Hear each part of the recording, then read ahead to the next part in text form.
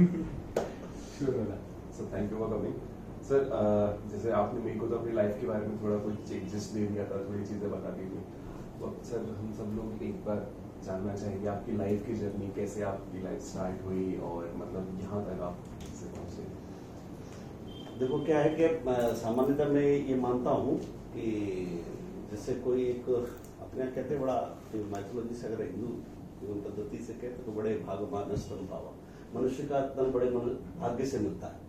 तो मैं ये मानता था कि अपना जन्म केवल इसलिए नहीं हुआ कि एक अपन शिक्षा प्राप्त करें और शिक्षा प्राप्त करने के बाद एक अपना व्यवसाय करें और उससे धनार्जन कर अपना परिवार चलाएं, इतने तक को मेरा शुरू से नहीं रहा। और इसलिए ये शुरू से सोच नहीं रहा था तो फिर क्या लगता था कि कहीं ना कहीं जैसे ही स्कूली एजुकेशन में ही था, परिवार से मिला था, हालांकि हमारे फादर से हमको मिला था कि नहीं, हमको अपने जो कुछ है इसके साथ साथ में जिस समाज का ऋण हमारे पास रहता है उसके लिए भी कुछ ना कुछ करना चाहिए। इसलिए क्या हमारा संपर्क आ गया 73 का वर्थ है और 83 में तो हम संघ के संपर्क में आ गए। तो हमारी लाइफ का एक बड़ा पार्ट सांगठनिक भी रहा, सामाजिक क्षेत्र में कहीं ना कहीं मैं सक्रिय रहा। ये वकालत का जो आया क्षेत्र ये तो आकर के अभी 1996 में कंप्लीट करने के बाद, जब मैं उस समय क्या 1 साल का ट्रेनिंग रूल आया था, 1 साल ट्रेनिंग हुआ करती थी। तो मेरे फादर उस समय मेंबर थे स्टेट बार काउंसिल के और वो एनवायरमेंट कमेटी के चेयरमैन भी थे। ट्रेनिंग रूल 1 महीने बाद एग्जीक्यूट होने वाला था, तो मैंने उनसे कहा कि मैं और फैशन 2 बड़े अच्छे मित्र थे मेरे कॉलेज के, फैशन अली शाह साहब ने। तो हमने कहा ऐसा कर दो आप कि हम दोनों का एनरोलमेंट कर दो, फिर होता रहेगा। उन्होंने कहा अच्छा, ये जितने सारे प्रदेश के बच्चे आएंगे ये तो उन्होंने हमको भी उस ट्रेनिंग रूल में एक रखा और आखिर में मुझे करीबन 1 वर्ष के लिए ट्रेनिंग करने की भिंड जाना पड़ा। जब अगस्त 96 में मैं भिंड गया तो ट्रायल कोर्ट में मैंने काम चालू किया था। पर ये एक दुर्भाग्यपूर्ण रहा मेरे लिए कि मार्च 97 में करीबन 7 महीने बाद फादर की डेथ हो गई, तो मुझे वापस यहाँ आना पड़ा। और जब यहाँ आए तो उस समय तक हम वकील नहीं बने थे, तो जब यहाँ के तब तक थोड़ा बहुत ऑफिस में भी काम ठीक चल गया, तो वो आगे थे। तो एक ये जो सबसे बड़ी बात थी जो मुझे आकर के यहाँ वकीलों से मिला, उन्होंने कहा कि अब आपको बहनाव जाना चाहिए क्योंकि ये तो हाई कोर्ट है और यहाँ तो बड़े बड़े किले हैं, तुम कब तक यहाँ सर्वाइव नहीं कर पाओगे। तो एक सहज बिल्कुल कहना चाहिए बड़ी भारी कोई अपनी उम्मीद नहीं थी, ना अपन ने कुछ सोचा था ना प्लान था। अपन ने कहा अपन ऐसा करेंगे, पर डे इस किले के दरवाजे में मारेंगे टक्कर, किसी ना किसी दिन तो खुल जाएगा।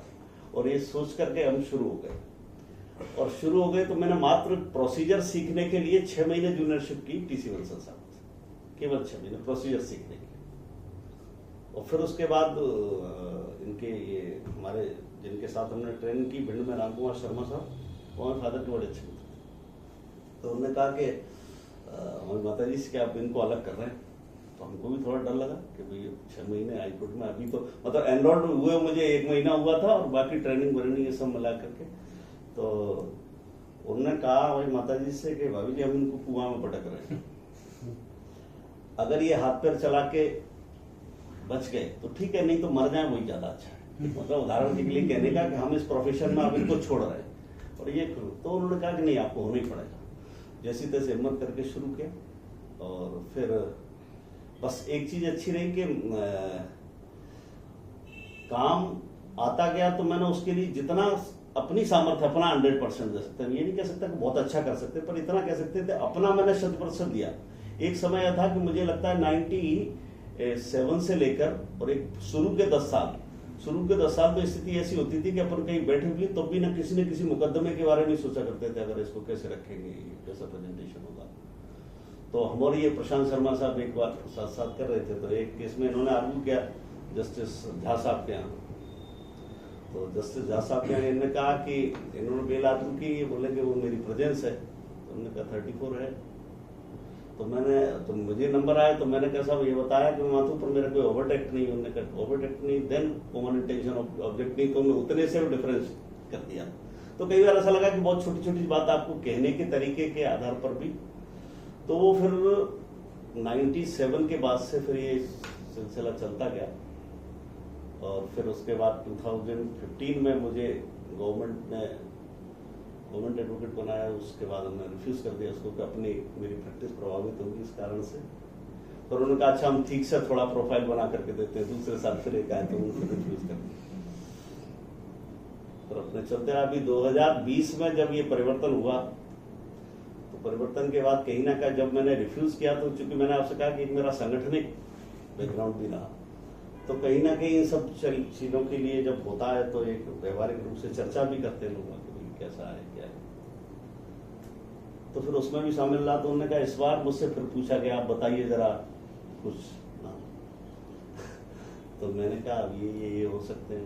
तो उन्होंने कहा नहीं उनको ये बताना ये खुद को नहीं अपना एक्सक्लूड करके चले, वो भी इंक्लूड करके चले। तो मुझे लगा कि अब तीसरी बार ये भी ज्यादा अच्छा नहीं होता। तो फिर वो मैंने एक ये लगाया कि भाई ठीक है जैसे भी। तो फिर मुझे उसमें जून 2020 में 50 एडवोकेट जनरल और फिर अभी मार्च में उन्होंने एडिशनल करके ये तो अपने प्रोफेशनल रहे। पर इसके बीच में एक सांगठनिक जरूर एक चलता रहा लंबा, उसमें बहुत सारे वो आए। तो मैंने कहा ना 1983 से चालू रहा। और फिर उसके बाद सबसे अच्छा कार्यकाल जो रहा एक समय रहा जिसमें सामाजिक जीवन का वो राम जन्मभूमि आंदोलन। राम जन्मभूमि आंदोलन मैंने मतलब खुद ऐसे मैं कॉलेज स्टूडेंट था उस समय, तो मुझे एक एक घटनाक्रम पूरा याद है। और चूंकि एक ग्वालियर उपनगर जो होता उसकी सारी जिम्मेदारियां मेरे पास थी। और फिर मैंने उसके बाद जो संघ पर प्रतिबंध लगा नरसिंह राव सरकार में, उसको भी देखा है कि फिर उस समय कैसे काम करते हैं जब आप संगठन पर आपको छुपकर भी कैसे काम करना होता है। तो ये एक बड़ा अच्छा अनुभव रहा सामाजिक जीवन में कि राम जन्मभूमि आंदोलन के समय एक एक मोहल्ले में जाना, एक एक घर पे जाकर के। तो मतलब मैं आपको बता रहा हूँ एक अपना अनुभव बताता हूँ कि जब राम जन्मभूमि आंदोलन 92 में ये ढांचे वाला वो हुआ, उसके बाद एक संघ की तरफ से आह्वान आया कि हमको अब समाज में जाकर के लोगों से कहना है कि भाई हमारा वर्ष प्रतिपदा से शुरू होता है 1 जनवरी से। ये एक विषय पहली बार है। तो बोले क्या करना है? बोले उस दिन आपको जाकर के सबको एक ध्वजा देनी है, 2 रुपए उसका शुल्क हुआ करता था। और उन्होंने वो देना है, उससे कहना है कि आपको वर्ष प्रतिपदा को इसको लगाना है अपने घर। तो मैं जिस दिन घर गया तो ये सब जगह मैं केवल हंसी का पात्र बनता था। तो क्या करते रहते तुम, तो कोई काम धाम नहीं है क्या? परंतु क्या होता था कि बीच में सोचते रहते थे कि चर्चा चलती थी कहीं ना कहीं बैठकों में, सब लोग चर्चा करते थे। तो इजराइल का उदाहरण एक आता रहता था कि जब इजराइल परतंत्र हुआ तो 2000 वर्ष तक रहा करीबन बोला। तो यहूदी जो विश्व के अनेक क्षेत्रों में फैले हुए थे, उनका एक नियम था कि वो वर्ष में एक बार किसी ना किसी एक देश में मिला करते थे। और वो 2 दिन 3 दिन 4 दिन का मिलने के बाद और जो आखिरी सेशन हुआ करता था, फिर एक वर्ड को वो सामूहिक कहते थे, we will meet again next year in Israel. ये एक सामूहिक उदाहरण करके और फिर वो अपने यहाँ चले जाते थे, फिर अपने अपने काम पे लग जाते, उनका सिस्टम था। तो हम लोगों को हमको लोग ये लगता है यार चलो एक दिन तो अपनी फिर से ये सांस्कृतिक पुनरुत्थान का समय आएगा, अपन तो करते रहो, आज नहीं तो कल आएगा ही आएगा। पर आज खुशी ये होती है कि उस काम में हम कुछ नहीं कर पाते, उससे पहले सोसाइटी समाज बहुत तेजी से करता है उस काम में। तो वही वर्ष प्रतिपदा, वही नव वर्ष, वही सब बहुत अच्छी तरीके से होने लगा है लोगों के समाज में। तो अच्छा ये एक उसका वो रहा। फिर ये लगने लगा, चूंकि सांगठनिक दृष्टि से मैंने बताया ना कि जब ये चला राम जन्मभूमि आंदोलन के बाद फिर इधर प्रोफेशन का वो भी बढ़ गया, तो उतना काम प्रत्यक्ष उसमें नहीं दे पाते। तो फिर कहीं ना कहीं संगठन की मंशा से ये रहा कि आपको शिक्षा क्षेत्र में काम करना। तो 2002 के बाद ये पूरे देश में शिशु मंदिरों का संचालन करती है। वो शिशु मंदिर जो विद्या भारती चलाती है, उसमें कहीं ना कहीं जाकर के हमारी व्यवस्था उसमें कहा गया। तो 2002 से फिर उसमें काम कर रहा है, 22 वर्ष करीबन हो गया। अभी भी उसी काम से ही लौट गया। तो वहां फिर मैंने एक ग्वालियर महानगर में एक छोटा सा विद्यालय चलता था यहाँ पर किला गेट पर। पहले उसकी एक 10+2 का विद्यालय था, उसमें उसको संचालन किया। फिर महानगर में एक 16 विद्यालय चलाती थी, 16 स्कूल की चलाने एक सोसाइटी, उसका सेक्रेटरी रहा। तो मैंने इसको एक सेक्रेटरी के टाइम का एक अच्छा उदाहरण मेरा उसमें भी जीवन में आया। क्या हुआ कि मेरे से पहले यहाँ कुछ शहर के बड़े गणमान्य नागरिक आज लोग, वो भी उसमें सेक्रेटरी रहे। तो उस समय गवर्नमेंट के रूल्स को लेकर बहुत ज्यादा अवेयरनेस नहीं थी। मैं आप बताऊं ये केवल एक स्कूल चल जाए बहुत है। तो जो ईपीएफ दिया जाता था उसमें कुछ देरी, कुछ 1 महीने 2 महीने ऐसा करके कुछ चलता था। तो उन्होंने सर क्या है, हमारे कुछ बच्चे काम काज में लौटते हैं तो फिर क्या हुआ कि फिर उन्होंने ड्यूज और डेमेजेस हम पे करीबन 6,98,000 ऐसा कुछ ऐसा निकला उस समय। तो उस समय के लोगों ने उसको चैलेंज वैल्यू करके सेंट्रल ट्रिब्यूनल तक वो ले गए उसको। पर ट्रिब्यूनल में और वो जब अपील निपटने तक के टाइम था तब तक सेक्रेटरी के रूप में मैं आ गया। तो वो आखिरकार खारिज होकर मेरे बाद में आ गए। तो जब वो डिसमिस होके आई तो चूंकि एक वकील का दिमाग था तो हार ऐसे सहज मानने की वो नहीं थी। तो मैं उसको लेकर के बैठा। फिर मैंने प्रशांत चैलेंज कर दी। चैलेंज करने के बाद चूंकि हियरिंग में देर आ रही, थोड़ा टाइम लग रहा था। इतने समय में क्या होगा, वो हमारा ईपीएफ कमिश्नर था, वो दक्षिण का कोई था। सो उसने डेट पे बुलाया, पैसे जमा करो। हमारा सेक्रेटरी हमने भेज दिया, कहते ना कि अभी पिटीशन पेंडिंग है। तो उसने जैसे ही जाकर के कहा, अच्छी बात यह है कि उसमें हमारे वकील साहब गए थे आजकल अपने पल्लव है नया नया शुरुआत की इसने। तो वो चूंकि भाई साहब के सीनियर के दोस्त है इसलिए वो इतना बड़ा भाई रिस्पेक्ट उसका खूब सब बहुत अच्छी तरह करना। तो वो उससे कहा, मैंने पल्लव उसमें देखना जरा आपको जाना। तो वहां जाकर थोड़ी देर बाद मैंने पूछा, मैंने कहा पल्लव क्या हुआ? अरे वो सेक्रेटरी का वारंट करा दिया अपन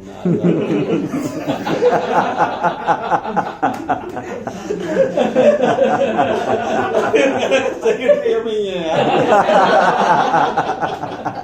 अब उसने क्या, हमारे वो सेक्रेटरी ने जाकर कहा, उसने कहा वेयर इज योर सेक्रेटरी? तो उसने कहा साहब वो आज आई नहीं है वो कभी। तो उसने कहा ठीक है, लिखिए warrant of arrest issued against the secretary की शिक्षा समिति, that warrant shall be executed through superintendent of police Gwalior with in 15 days. और एक करके उस दे। अब वो लेकर यहाँ से भोपाल तक सब जगह पहुंच गई। यार अच्छा संगठन में ऐसा कभी होता है? तो हम पर वहां से खबर क्या करते हो यार, तुम चेक लो जाके कल जमा करे आओ, ये खत्म कराओ। मैंने कहा चल मैं तो कुछ नहीं होता ऐसा। और 4-5 दिन बाद पिटीशन लगी और हम वो पिटीशन में जीत गए। तो पूरा का पूरा वो उसमें संशोधन हुआ, हमारा पैसा जमा करे सोचने से ही बच गया। ये बड़ी अच्छी, ये मेरे लिए संशोधन इसलिए सांगठनिक जीवन का था कि जब वारंट ऑफ अरेस्ट इशू हुआ तो यहाँ से लेकर भोपाल तक किस कदर खबर क्या हुआ, वहाँ ग्वालियर में वारंट करा लिया। तो ऐसे सब चलते गए। और वो फिर यहाँ जो 16 स्कूल चलाती थी उस समिति का, उसका भी मुझे सेक्रेटरी ने करना। अभी मुझे ग्वालियर जिले का पूरा काम करना होता और मध्य भारत प्रांत के 16 जिले उसकी टोली में। तो शिक्षा क्षेत्र में कहीं ना कहीं आज भी जाकर के, क्योंकि ये मानता हूं कि हम केवल इसलिए नहीं आए कि अब मैंने जैसे शुरुआत कही कि हमारा कुछ समाजकरण हमारे ऊपर रहता है तो हम किस रूप में उसको करें कि अपने वैल्यूएबल समय में से कुछ दे करके देख जाए। क्योंकि हमने एक दो बातों में मैंने से कहा कि एक वकील जब बनता है ना तो आप कॉलेज में जितनी फीस देते हैं उतने पर से जितना इंफ्रास्ट्रक्चर डेवलप किया जा सकता है, क्या उससे तुम वकील बन सकते हो?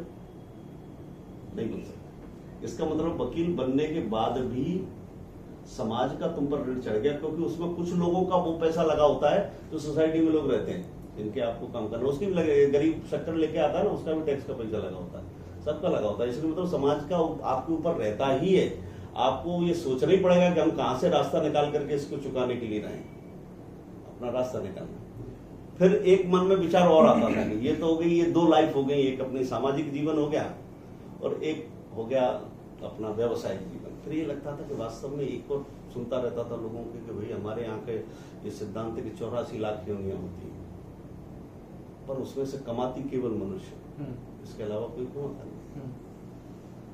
तो बल्कि इसका मतलब ये एक कमाता है तो बाकी के जीवन का भार इसी पे है, जो कमाने वाला होता है उसी पे सब होता है। तो मैंने कहा आपके जीवन में कुछ ना कुछ एक पूरी सृष्टि में से कोई ना कोई एक चीज होना चाहिए जो मेरे मन की है, जिसका मैं संरक्षण करूंगा, जिसके लिए मैं कुछ करूंगा, ऐसा करके बार।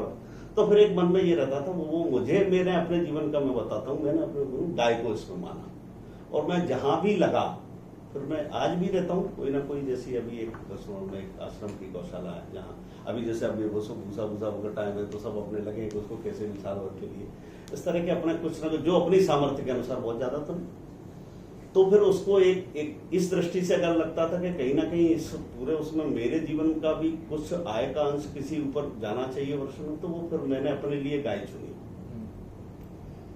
तो ऐसा करके फिर यही सारी लाइफ चलते चलते आज आप सबके सामने आप बहुत इन्फॉर्मल की बात है। कोई दिक्कत नहीं।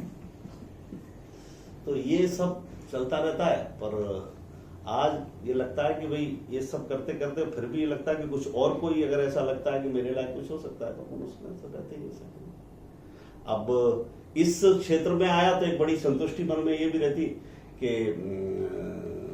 मैंने एक डिफेंस लॉयर के नाते करीबन 24 साल प्रैक्टिस की, और 24 साल में प्रैक्टिस में मैं अपने आप में एक अच्छा खासा काम वाम जो भी सब ईश्वर की कृपा से रहता, तो मैंने कहा डिफेंस लॉयर भी ठीक अपना जैसा था, और एक प्रोसिक्यूशन की तरफ से एक हाईकोर्ट में जो हाईएस्ट जगह पर बैठ सकते थे प्रोसिक्यूशन के रूप में भी आज काम करने का अवसर ईश्वर ने दे दिया।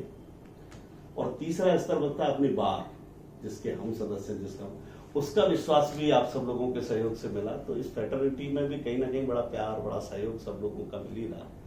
ये पूरी अपनी यात्रा है, छोटी सी ऐसी चलती है। सर एक आपने मेरे को बताया था गौशाला के उसके लिए एक कमेटी बनाई थी PIL वाली, इसमें आप थे, निधि पाटिल मैम और प्रशांत शर्मा सर। क्या है कि यहाँ एक PIL लगाएगी जो अपनी आदर्श गौशाला है।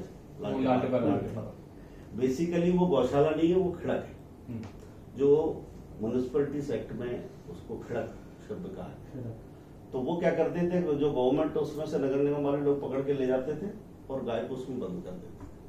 अच्छा, गाय की जो एक समय के अनुसार जो हुआ, लोगों में जो व्यावसायिक मानसिकता डेवलप हुई ना, तो उसके कारण से लोगों ने गाय को केवल ऐसे मान लिया कि है तो इसको जितना उपयोग करो, बाकी बात कोई नहीं, तो लेने कोई नहीं जाता था। ये जो क्रम चला ना, तो वो खड़क पूरी भर करके फिर ऐसी स्थिति बन गई, वो गवर्नमेंट की दिशा दृष्टि में तो कोई बहुत ज्यादा उसका वो नहीं होता, तो उसी में वो छोड़ देते थे। तो मैं उस समय जो PIL लगी, तो PIL के आधार पर फिर जस्टिस महेश्वरी UC महेश्वरी हुआ करते थे।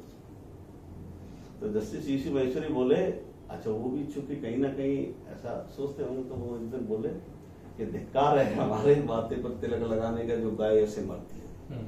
तो मैं प्रशांत, तो उन्होंने कमेटी बनाई हाईकोर्ट से, तो मैं प्रशांत और मैडम निधि पाटिल, ये तीन, और चूंकि बीइंग डिप्टी एडवोकेट जनरल विवेक खेड़कर और म्युनिसिपैलिटीज की तरफ से दीपक को, तो ऐसे करके हम 4-5 लोगों को, 3 लोगों की कमेटी हाईकोर्ट ने बनाई, बाकी कुछ जो काउंसिल अनिवार्य थे, तो उन्होंने कहा इस पर रिपोर्ट सबमिट करो, तो उसको रिपोर्ट की। तो जब जिस समय हम गौशाला देखने गए थे, उस समय ये थी कि गाय इसने अपने मतलब आधे पैरों तक वो दब जाती थी ना उसमें कीचड़ में, तो वही खड़ी खड़ी मर जाती थी, कोई उसको लेने तक नहीं, मतलब ये तो नहीं एक बार दब गई माने तो अब उसको मरना ही है, यही उसका।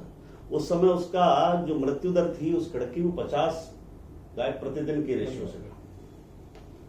तो फिर जब रिपोर्ट सबमिट की कि इसके क्या क्या उपचार हो सकते हैं, फिर लगातार उसमें बराबर मॉनिटरिंग चली, तो उस समय का जो कमिश्नर थे अनय द्विवेदी करके, उनकी ये कृष्णायन गौशाला वालों के कहीं वो आश्रम से जुड़े हुए थे, उन्होंने इन सबको करते करते पैरेलल ये भी किया।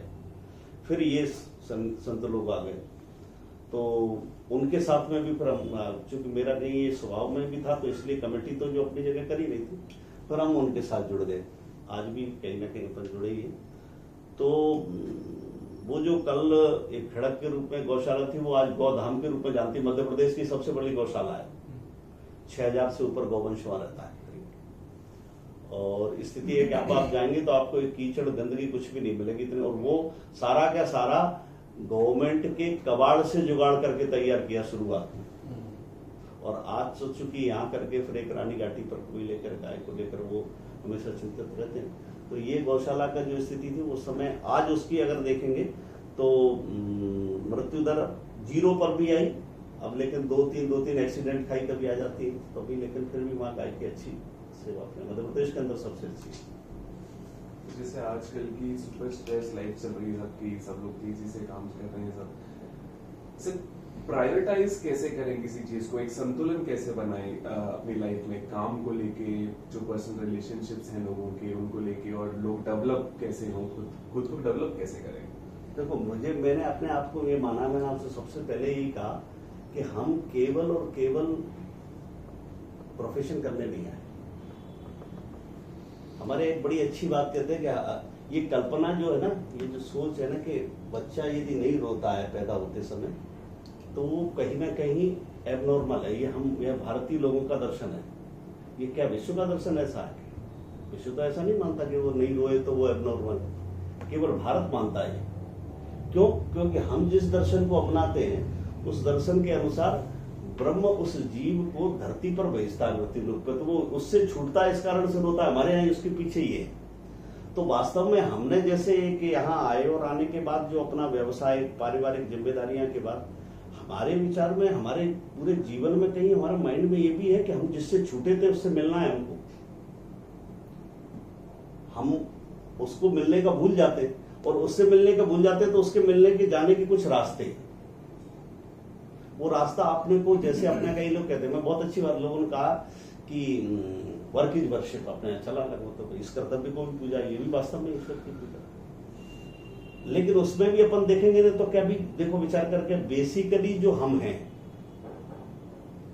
एक बड़ा गीता में एक बड़ा श्लोक लगा, भगवान ने अर्जुन से कहा कि तू ये जो चिंता कर रहा है ना सब दूर की मेरे ताऊ में ऐसा सब, सर्वधर्मान परित्यज्य मामेकम शरणम व्रज। ये जो तू शरीर के धर्म पाले बैठा है, ये मेरे ताऊ में, ये मेरे भाई है, ये शरीर के धर्म होते हैं, बाकी तो कोई है नहीं। तो इन सब को छोड़कर मेरी शरण में जा।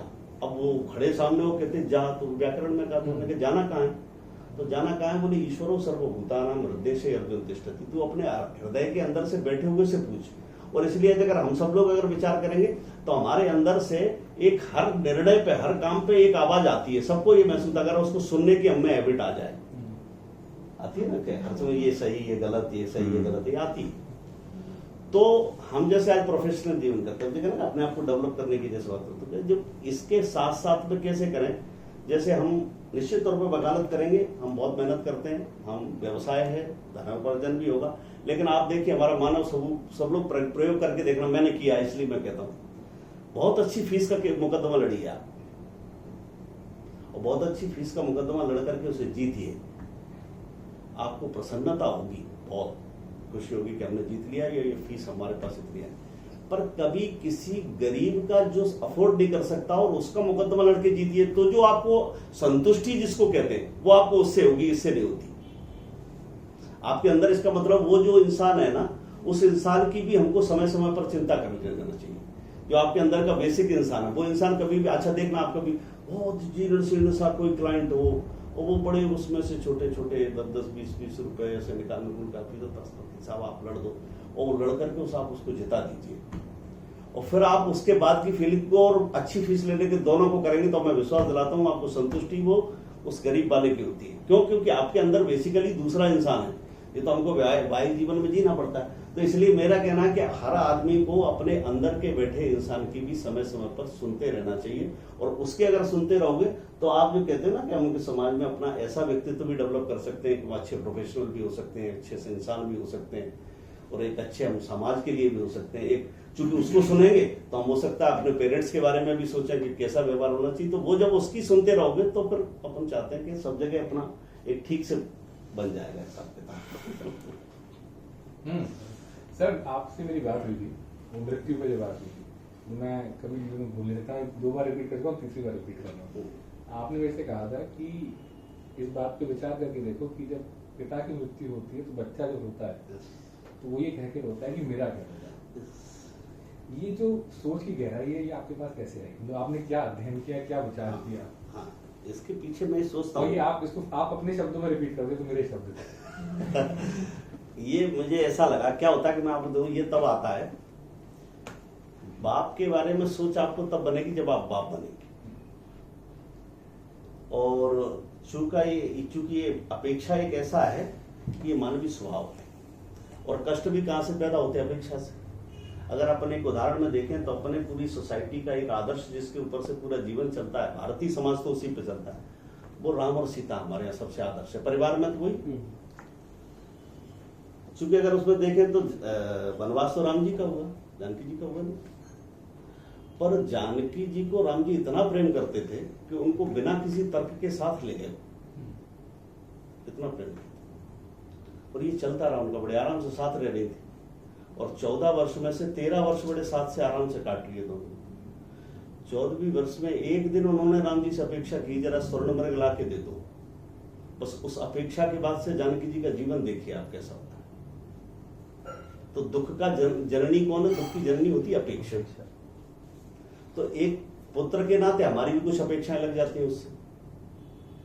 तो हम सोचते हैं कि बड़ा होगा तो ऐसा करेगा, ऐसा करेगा तो ऐसा करेगा। पर हमने ये इसलिए मेरे मन में आया कि वास्तव में अब चूंकि मेरे भी बड़े हो गए तो हम सोचते थे, तो कभी कभी ये सोच करके जैसे अपने को ये लगता है ये हुआ और ये नहीं हुआ, तो मन में बातें, फिर ये सोचते थे कि वास्तव में ये क्यों होनी चाहिए। अपने दिमाग से कहीं कोई पढ़ा लिखा उसके भी लगा कि यार वास्तव में ये सब भी केवल हमसे इतना सम्मान इसलिए चल रहा है क्योंकि इनको अभी हमारी जरूरत है, इनका हमारे बगैर गुजारा है नहीं अभी। और ये इनके ही नहीं सबके साथ में भी। फिर मुझे अपना ध्यान आया पुराना कि जब मैं पिताजी श्री को मैं ही अकेला था, तो उनकी डेथ हुई, तो मैं लेकर के जब मैगांव जा रहा था तो पूरी रास्ता मतलब 55 किलोमीटर रोते में एक ही बात की, अब मेरा क्या होगा। तो इसका मतलब ये है, फिर मुझे ये ध्यान में आया कि यार कल ये भी तो ये कहने वाले मेरे जाने पर कि अब मेरा क्या होगा। भाई अल्टीमेटली बाप के लिए कोई नहीं रो रहा भाई बाप के लिए कोई रोता है क्या? तो रो इसके लिए रहा है, फिर भी वो उस दिन भी जो रो रहा है ना, उस दिन भी वो अपने लिए ही रो रहा है क्या मेरे लिए क्या, मेरा क्या होगा। तो उस दिन से ये बात से आया कि जब अपेक्षाएं अपनी पूरी नहीं होती हैं तब जरा अपन उस रिलेशन को एनालिसिस करेंगे जरा डीपली जा करके, तो वो रिलेशन चूंकि यही बना है जा करके और यही खत्म हो जाना है, ये शाश्वत नहीं है, ये दोनों ही मिटने वाले हैं। तो इसलिए उस बात पर से सोच सोच के अपने ही दिमाग से एक दिन आया कि नहीं ये सब भी ऐसा ही है। और इसलिए एक पिता के नाते अपने कर्तव्यों का ठीक से निबंध करते जाओ, बाकी जो इनको करना है तो ये करेंगे, इसका लिए अपन क्या है। और पिता के नाते जब अच्छे करेंगे तो पहला उसमें ये रहती है कि अपने बालक को अच्छे से संस्कार देकर के पालना। अब उसको क्या करना है जरा उसको विचार करने दो। तो ये दिमाग यहीं से सोची डेवलप हुई थी कि अपनी अपेक्षाओं के आधार से जब काम नहीं होता है तो अपना मन जो दुखी होता है वो मन दुखी झूठा है, क्योंकि ये पूरा का पूरा संबंध भी उतना ही है। ये जो विचार का समय है, आज की जो मेरा ये ऑब्जर्वेशन है, आप भी बताएंगे कि जो विचार है ये आपको किसी विषय के बारे में या किसी जो आपके मन में उत्पन्न हो रहा है उसके में विचार करना है, विचार मतलब सोचना है। आप बहुत सारी चीजें सोचते हैं, आप विचार का समय कब निकालते हो? विचार का समय क्या होता है, कई बार ऐसे निकलता है, मैं बताऊं काम करते करते भी निकलता है। अब मैं एक बड़ा उदाहरण के लिए बताता हूँ। क्या हुआ, हम प्रोफेशन में से निकल के आता, कोई अलग से नहीं जाता, अलग से के लिए समय करने के लिए अपना अध्यापन के लिए समय नहीं देता। तो एक गांव के बड़े बुजुर्ग से, अच्छा मेरी एक वो है विशेष मतलब स्वभाव है कि जो बुजुर्ग लोग आते हैं ना गांव के, मैं उनको थोड़ा एक्स्ट्रा टाइम दे के सुनता हूँ कि वो सहज सहज में कोई बहुत अच्छी बात भी कह जाते हैं। अच्छा वो जो होता है उनके हो सकता है कि गांव की सामान्य भाषा हो पर वो बड़ा दर्शन होता है। तो एक बुजुर्ग आए, तो उनका बेटा यही हाईकोर्ट में एसएफ का गार्ड था। वो बुजुर्ग थे, उनकी बेटी का 498A का मुकदमा वहां से वो एक्विटल हुई, तो उसके खिलाफ हमने यहाँ अपील फाइल की हुई थी। तो उसकी पैरोकारी करने के लिए वो आते थे मैगांव से, बेटा यहाँ के यहाँ नहीं पूछता था। तो आपको बड़ी अजीब सा लगे कि भाई तुम क्यों आ रहे हो यहाँ से। तो मैंने उनसे एक दिन पूछ लिया, मैंने कहा कि आप भाई को इतना परेशान होते है तो वो मोड़ा आपको यहाँ पे पूछ लेगा। अरे वकील साहब, अब मैं वो उसको शब्दों को गांव की भाषा में ही कहूंगा, कभी उसको नोट करना फिर सोचना। तो उन्होंने कही ये लड़का कहो कि नहीं भाई वकील साहब। अरे मैंने ऐसे कैसे कहते हो। तो उन्होंने कहा, फिर लड़कों के ऊपर उन्होंने 2 पंक्तियां सुनाई। सो बोले जन्मत ही घरणी हरी, घरणी माने पत्नी। बोले एक पति पत्नी में बड़ा प्रेम रहता है, जरा एक बच्चा हो जान दो एक लड़का हो जान दो। फिर वो आप उससे कही जरा 1 गिलास पानी में, बोले तुम ले ले आना है जब बड़े बच्चे को पिला रहे। तो सबसे पहले तो तुम्हारी पत्नी ली उसने और बड़े हो तो ले भवन, सुई कहते बड़े हो तो लिए भवन, भवन से मैंने भवन। तो मैंने आप जैसे बड़े हो गया, अब उसकी शादी होगी तो उन्हें अब जरा बाहर पहुंच जाओ, तो तुम्हारा भवन गया। और बोले प्राण तजे संपत्ति हरे सुत से बैरी कौन, बोले जब आपके प्राण निकल जाए ना तो तहसीलदार के यहाँ जाकर के आपका नाम कटवा कर अपना नाम लिखवाने वाला भी कोई होगा। तो बोले इससे बड़ा बैरी कौन है, जब से आया है तुम्हारे पीछे पड़ा।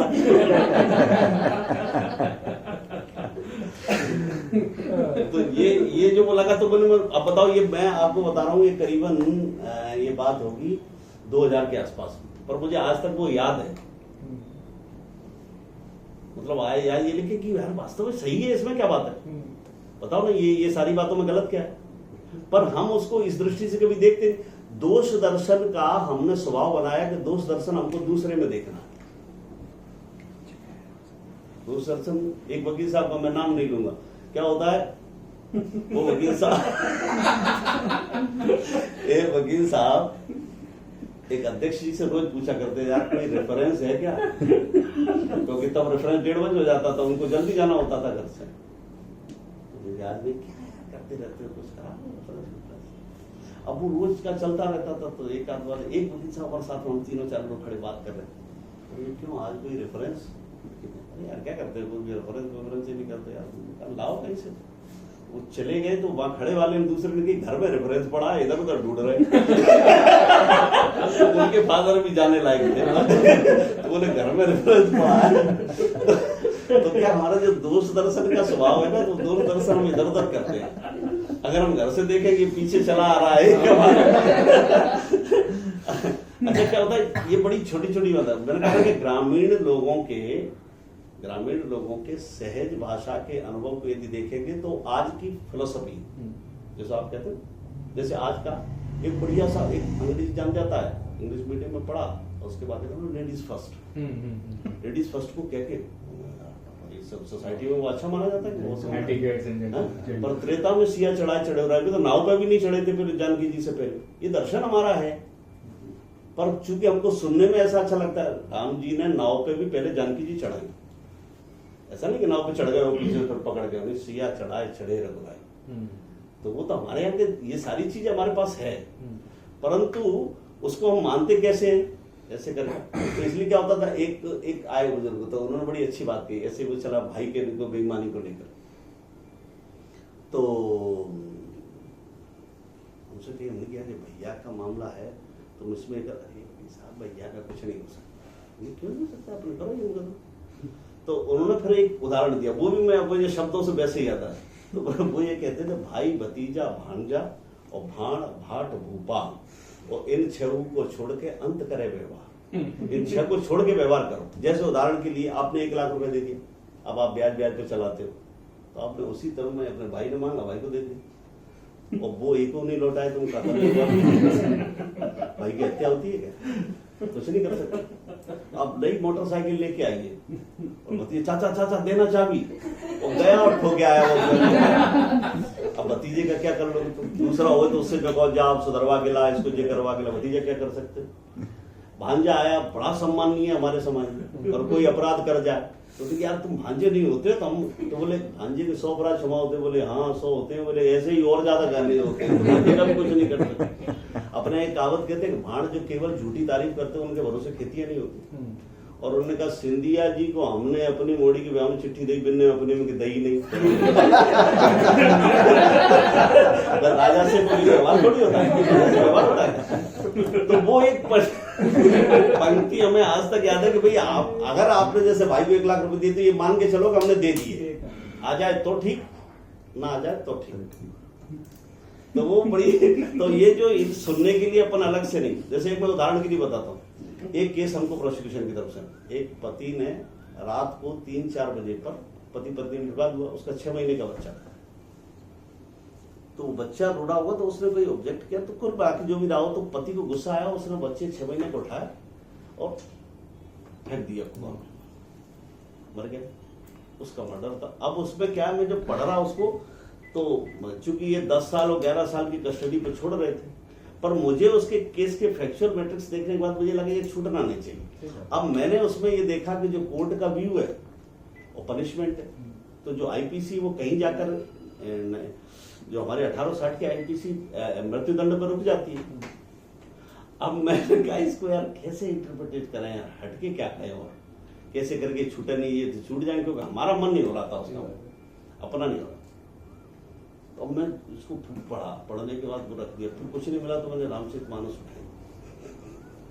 मैंने कहा यार बहुत पाप कोई होता है तो उसको क्या कहलाते हैं। हाँ। अब आप देखिए क्या होता है कि सब कुछ अगर ढूंढेंगे तो अपने दूसरे तरीके से मिलता है। रामचरितमानस के अयोध्या कांड में एक प्रसंग मिला मुझे, जिसमें भरत जी जब ननिहाल से लौट के आते, राम वनवास के बाद लौट के आते हैं, तो वो कौशल्या जी के पास जाकर के कहते हैं कि मेरी तनिक भी राज्य अभिलाषा हो तो मुझे ये महापाप लगे। कौन कौन से महापाप बताए, तो फिर उसकी 2 चौपाई उसमें लिखी है, वो मैंने फिर नोट करी अपने रजिस्टर में। तो उन्होंने कहा अगमाने पाप बोलते हैं, अग को पाप बोलते हैं, तो उसमें चौपाई 2 थी कि जे अग मात पिता सुत मारे, जो पाप माता पिता और पुत्र के वध से। और उसमें अगला पद था कि गाय गोठ मैसूरपुर जा रहे हैं, जो गौशाला यानी मतलब आज जिसको अभयारण्य कहते हैं हम ना, जिसको आप जंगल कहते हो जानवरों का, तो वो लोग गाय गोठ मैसूरपुर जा रहे हैं, जिसको गुरुओं का आश्रम जो रहता था, जिसको अपन अनुसंधान केंद्र कहते हैं आज की डेट में, आप जिसको आज की डेट में आप स्कूल या अनुसंधान केंद्र कहते हैं। तो उनके जेग मात पिता से तुम्हारे गाय गोठ मैसूरपुर जा रहे हैं, तो 3 हत्या हो गई, 2 आगजनी हो गई उसमें। और जे अग तीय बालक वध कीने, जो अग स्त्री और बालक के वध से लगता है। और मीत महीपत माहुरती ने, जो मित्र को और राजा को जहर देने से पाप लगता है, वो उन्होंने कहा ये विशेष महापापों में कान है। अब उसमें देखो 5 हत्या हो गई, 2 आगजनी और 2 जहर खुरानी जो अपने आज है।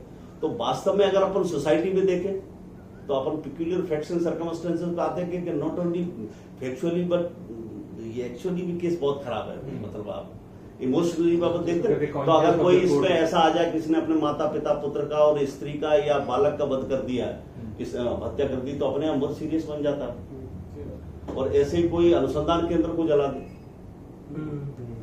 कोई जंगल में आग लगा दे जिसमें पशु मर जाए, या कोई बहुत अच्छा मित्र और उसको जहर दे दे, तो आज भी सोसाइटी उसको ये कहते हैं हट इतना गंदा आदमी कोई नहीं हो सकता। और कोई राजा का विश्वास पात्र होकर प्रधानमंत्री को जहर दे दे तो वो वहां मिले।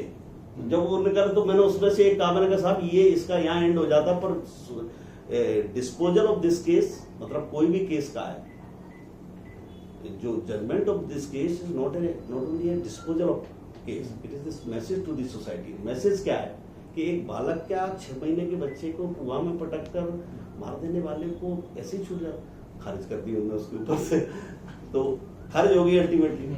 तो अपनी वो बात बन गई। कुल मिला के यहाँ से ऐसा करके कभी करते करते मैं ढूंढते हूँ, तो इसलिए उनके लिए अलग तक समय नहीं निकालता, इन्हीं में से कुछ निकल आता है, उसको जरूर संजो के रखता हूँ कि ये उपलब्धि है। मुझे लगता है आप हर बार जब जाते हैं गोवर्धन परिक्रमा के लिए, उस समय भी ऐसे विचार उत्पन्न होते होंगे। अब वो क्या है, वो तो मैंने कहा ना कि ये जो हमारे जो सारे ये सोचने हैं ना, वो मैंने इसलिए आपको सांगठनिक बात करी, मैंने अपने सामाजिक जीवन का आपको बताया, व्यवसायिक जीवन का, पर मैंने अपने आध्यात्मिक जीवन की कोई चर्चा नहीं की क्योंकि ये सारी जो सोच है, इस सारी सोच का बल वहीं से मिलता है। आपको ये लगता है कि आज की जो ये सोसाइटी है या जो ये नई जनरेशन, एक होता है जनरेशन चेंज होता है, समाज परिवर्तित होता है टेक्नोलॉजी के हिसाब से, तो क्या आध्यात्म की समझ में परिवर्तन आने लगा है अभी वर्तमान बिल्कुल? और उसके पीछे आपको क्या कारण लगते हैं, और क्या इन बच्चों को कहा जा सकता है कि आप इसको फॉलो करेंगे तो शायद आपके लिए अलग सोच डेवलप होगी? देखो क्या जैसे अभी आपको सुनने में मुझे लगता है इनको जो एक चीज लग रही होगी कि जो आपकी एक लिंकेज है विद सोसाइटी प्रेजेंट, और जो आप लेके आ रहे हैं पीछे से जो आपने सीखा है, ये मुझे लगता है बहुत रेयर है। तो ये कहाँ से लिंक की जा सकती है इनके लिए? तो इनके लिए जैसे क्या होता है, मैंने आपको कहा कि हमारे अंदर पहले से एक बात, मैंने फिर वही शुरू में आऊंगा कि मैं किसी ने छोड़ा था, हमको अंतिम लक्ष्य वहीं से मिलना है, तो उसके लिए कुछ मापदंड है उससे मिलने के लिए। जैसे उदाहरण के लिए मैं अपन एक उदाहरण, संकल्प के मन में स्थान बनाना है हमको, तो संकल्प के मन में स्थान बनाने के लिए हमें कौन से काम करने पड़ेंगे जो संकल्प को पसंद है, तभी तो आपके पास हमें जगह मिल पाएगी। तो इसलिए जो हम वास्तव में कि केवल हम इसलिए नहीं आए कि यहाँ अपने आएंगे कमाएंगे खाएंगे और चले जाएंगे, अपने कहते हैं justice not only done but seems to be done. हम पैदा हुए, सोसाइटी में रहे और चले गए, इतने के लिए नहीं, हम आए तो हमारे आने का कुछ पर्पज भी है। और इसलिए हमको जब ये ध्यान में रहता है ना कि हमारा पर्पज है, और हम मन में से लगते तो हम रास्ता खोजने लगते हैं। और आज जैसे ये जो सोसाइटी जैसे चल रही है आध्यात्म की तरफ भी चल रही है। एक समय क्या था, इन्हीं बच्चों को जो आपका मैं 90-80 के दशक का बताऊं, तब अंधविश्वास के कारण से जोड़ा जाता था। उनको जोड़ते थे तब भी थे, जोड़ते तो तब भी थे, पर उसका एक नाम था अंधविश्वास के कारण से। उन्होंने कहा पता नहीं तुमको ब्रह्म मुहूर्त में उठ जाना चाहिए, प्रातः काल उठ कर रखना था माता पिता को। अब लेकिन ये कह दिया आज की डेट में कहा उन्होंने, कहा देखो सूर्योदय से पहले उठ जाओ, क्योंकि सूर्योदय के बाद जठराग्नि एकदम तेज होती है। अब आयुर्वेद ने क्लेरिफाई किया उसको, अध्यात्म ने किया, तो कुल मिलाकर के उसके आपको समझ में आए। तो इसलिए आज क्या हो गया कि आज उसको पढ़ने पढ़ाने शिक्षा का स्तर बढ़ा है, निश्चित तौर पे आज शिक्षा का स्तर बढ़ा है। तो शिक्षा में जब आप उसको, निश्चित तौर पे एक एजुकेटेड व्यक्ति है तो उसको तो आप गीता भी पढ़ा सकते हो और आप बाइबल भी पढ़ा सकते हो, कुरान भी पढ़ा सकते हो और कानून की किताब भी पढ़ा सकते हो। जो पढ़ाई नहीं हो उसको क्या कर सकते हो। तो निश्चित तौर पे आज जो है ना, आज की डेट में मैं ये मानता हूं कि कहीं ना कहीं जाकर के अगर थोड़ा सा इनको दिशा ठीक दी जाए, तो मैंने कहा ना कि थोड़ी सी दिशा ठीक दी जाए तो वो जो आध्यात्मिक चेतना उनके अंदर की वो जिंदा बजाएंगे। और उस आध्यात्मिक चेतना से इन सबको बल मिलता है, इन सबको मिलने का कहा है। जैसे मेरे अंदर इसमें रुचि पैदा हो, वो कौन करेगा, वो हमारी आध्यात्मिक चेतना करती है और कोई नहीं करता। वो ये सब चीजें कि नहीं ये समाज है, ये लोग हैं, ये सब भी हमारे ही हैं, इनके लिए हमारी भी कुछ ड्यूटी बनती है। अब उन्होंने कहा ना एक, अभी मैं कहूँ चूंकि मैंने कहा तो मेरा तो एक संगठन से संपर्क हो गया इसलिए थोड़ा सा बात, अभी उनके पंच कार्य तय किए गए। तो उन्होंने कहा अभी संघ ने प्रतिनिधि सभा में तय किए 5 काम अब आपको करने, पंच प्रधान करेंगे। जैसे पर्यावरण, पर्यावरण पे अब हमको भी सोचना पड़ेगा। परिवार प्रबोधन, जो एक संयुक्त परिवार की कल्पना है वो टूटती जा रही, तो उसको खत्म। ये फैमिली कोर्ट्स का भी स्टडी की तो फैमिली कोर्ट्स ग्वालियर में एक हुआ करती थी 8, मतलब 4 अभी हैं, 3 है शायद, 3 या 4, अब उसको 8 तक की हो गई। मतलब क्या समझते हैं हमको एक हमारी ऑफिस में आ जाना। मैं अपनी ईमानदारी से बताऊं, आज भी किसी भी बच्ची को 498 की दरखास्त लिख के नहीं देता। मुझे लगता है कि ये किसी क्रोध के बस आवेश में तत्काल से निर्णय हो रहा। थोड़ा सा इसको समझने समझाने का काउंसलिंग की इसकी की जाए। क्यों सुप्रीम कोर्ट तक ने कहा, प्रीति गुप्ता को अगर पढ़ेंगे तो सुप्रीम कोर्ट ने कहा advocate is also responsible person of the society, उसकी भी कुछ ड्यूटी है। एक बच्चे लड़के आ गए, आज मान लो 20-22 साल के वो लड़के आ गए, तो हमारे सीधे नहीं फटाक से निकाला पैड और शुरू हो गए, क्योंकि आप उसके परिणाम नहीं जानते हैं। तो इसलिए कहा कि ये जो हमारे अंदर की चेतना है ना, हमारे अंदर का इंसान जिंदा केवल आध्यात्मिक से रहेगा और दूसरा कोई कारण नहीं उसको जिंदा रखने के लिए। तो इसलिए जब हमको ये लगेगा कि हम किसके लिए आए हैं और किससे मिलना है, उसके लिए क्या क्या रास्ता है, तो फिर हम जरा ठीक ठाक से चलेंगे। आज ही एक चर्चा चल रही थी वकील साहब के बारे में, कहा जो जस्टिस डी के अग्रवाल साहब के समय में बड़े सक्रिय थे, उनकी चर्चा चली। उन्होंने कहा साहब उन्होंने अपना एक बड़ा हिस्सा में 1 करोड़ 35 लाख रुपए 3 महीने में डूबने के लिए लगा दिए। 3 महीने में उन्होंने बोले ऐसी मूर्खता कैसे कर सकता है। हमने कहा मूर्खता किसी ने नहीं की। क्या होता है, जैसे नल से पानी आए तो उसके लिए तो तुम 1 बाल्टी 2 बाल्टी करके भर के टंकियां कर करके रख लोगे, उसको अपना समय तो होता है ना कि इतना नल आएगा 2 घंटे तक। अब जिसके यहाँ से बांध टूट जाए तो उतना समय भी नहीं रहता, फिर जो समझ में आया सो कर दिया। तो इसीलिए क्या होता है कि वास्तव में हमको ऐसा लगता है कि ये जो आज जो आने वाली जनरेशन के लिए अपन सोचते हैं कि उसके ये सब करते करते भी और अपना भी कर्तव्य बोध बना रहा है। जैसे एक आदमी का रोड सड़क पर चले जाते में उसने देखा ये देखो पत्थर रोड पर डला है, वो कह के वो चला गया, भैया तू भी तो था यहाँ। हमारे एक रिलेशन में वो पढ़ते थे स्टूडेंट लाइफ, उनके कमरे में सांप निकल आया, तो खटिया पर चढ़ गए, तो जो दूर चिल्ला रहे कोई है, कोई आइयो बचाइयो। आसपास और स्टूडेंट्स होते आए, सांप पकड़ा, डब्बे में ले जाके उसे फेंक गया। बाद में लड़कों ने कहा तुम क्या चिल्ला रहे थे, कोई है आइयो बचाइयो। बोले हाँ, बोले तुम भी तो थे यहाँ। बोले हम अपनी तो याद ही भूल गए। हम सड़क पे निकले, एक पत्थर डला दिखा, कोई नहीं देखता, देखिए इससे किसी भी गिर सकता है, रुक जाओ, पत्थर उठा के तुम धर दो जरा। ये नागरिक कर्तव्य बोध कहलाता है। ये हमारे अंदर पैदा हो रहा है क्या? आप अल्टीमेटली एक अच्छी सोसाइटी चाहते हैं। वकील आप जैसे कई बार सुनते हैं यार, बड़ा हम मजाक में कह देते हैं अगर ये ऐसी यार सब सुधर गए तो हमारा क्या होगा। अरे भाई साहब, इस सोसाइटी में तुम्हारे बच्चे को भी रहना है, इसलिए सोसाइटी के वातावरण की चिंता भी हमको ही करनी पड़ेगी। तो मेरा इस मामले में रहता है कि अगर आदमी अपनी पूरे काम का कंट्रोल अपनी आध्यात्मिक चेतना से करेगा तो फिर वो ठीक ठीक दिशा में चलता रहता है, फिर उससे और जो मन में चाहता है ना तो बाद में बड़ी संतुष्टि रहती है उसको अपने आप में। मैं सबको बोलता हूँ, एनीवन शुरू करो। आपके अच्छा, प्रोफेशन में मित्रता का जो स्थान है, जो एक होता है कि मित्रगण रहे हैं और उसके बाद जो है और बहुत सारी चीजें होती हैं, तो वो स्थान कैसा, क्या किस तरीके के मित्र हमें बनाने चाहिए, या आपने कभी सोचा मित्रों के बारे में? देखो, क्योंकि आपके एक मित्र आ चुके हैं यहाँ पर और उन्होंने विस्तृत रूप से तो नहीं बताया, बट हाँ उन्होंने देखो हम उसको तो देखो मित्रता जिसको कहते हैं, मित्रता जिसको कहा, ऐसे परिचय होना अलग बात है। मित्रता तो विचारों की समानता के आधार पर ही होती है और वो एक दिन की प्रोसेस नहीं है, वो लंबी प्रोसेस है। आप ये मान के चलिए जब आपके विचारों की समानता एक रहेगी तो फिर मित्रता उतनी प्रगाढ़ होती चली जाती है। और मित्रता को, मेरा अपना मत है कि मित्रता को केवल मित्रता न रखकर उसमें फिर रिश्ते बनाना चाहिए, संबंध बनाना चाहिए। आज जैसे अपने कह देते बड़े आराम से कि भाई मित्र के पिताश्री को हमने कह दी माँ पापा जी, हम मानते भी हैं क्या उनको पापा जी? मित्र के घर में मित्र की बहन को मित्र बहन मानते भी हैं क्या? तो उसको इस स्तर तक ले जाना चाहिए। मित्रता का केवल इतनी नहीं कि हमारी इसकी बहुत अच्छी घुटती है तो हम कोर्ट में बैठ लिए, क्योंकि मित्रता तो वास्तविकता से ये है कि इसमें मैं ये मानता हूँ उसका सार यही है कि आपके विचार यदि लंबे समय तक मिलते रहे तो वो मित्रता चलती है। अदरवाइज तो किसी विषय के लिए हम जुड़ सकते हैं, एक अभियानी के रूप में रह सकते हैं। हमारे साथ साथ कुछ लोग आए गवर्नमेंट ऑफिस में काम कर गए, कुछ डिफेंस में हमारे साथ बहुत सारे काम कर गए, ये सब अलग बात रहती। पर मित्रता हम कहीं भी रहे, जरूरी नहीं मित्र का रोज मिलना, पर उसकी जो आत्मीयता रहती है वो अलग ही प्रकार की रहती है।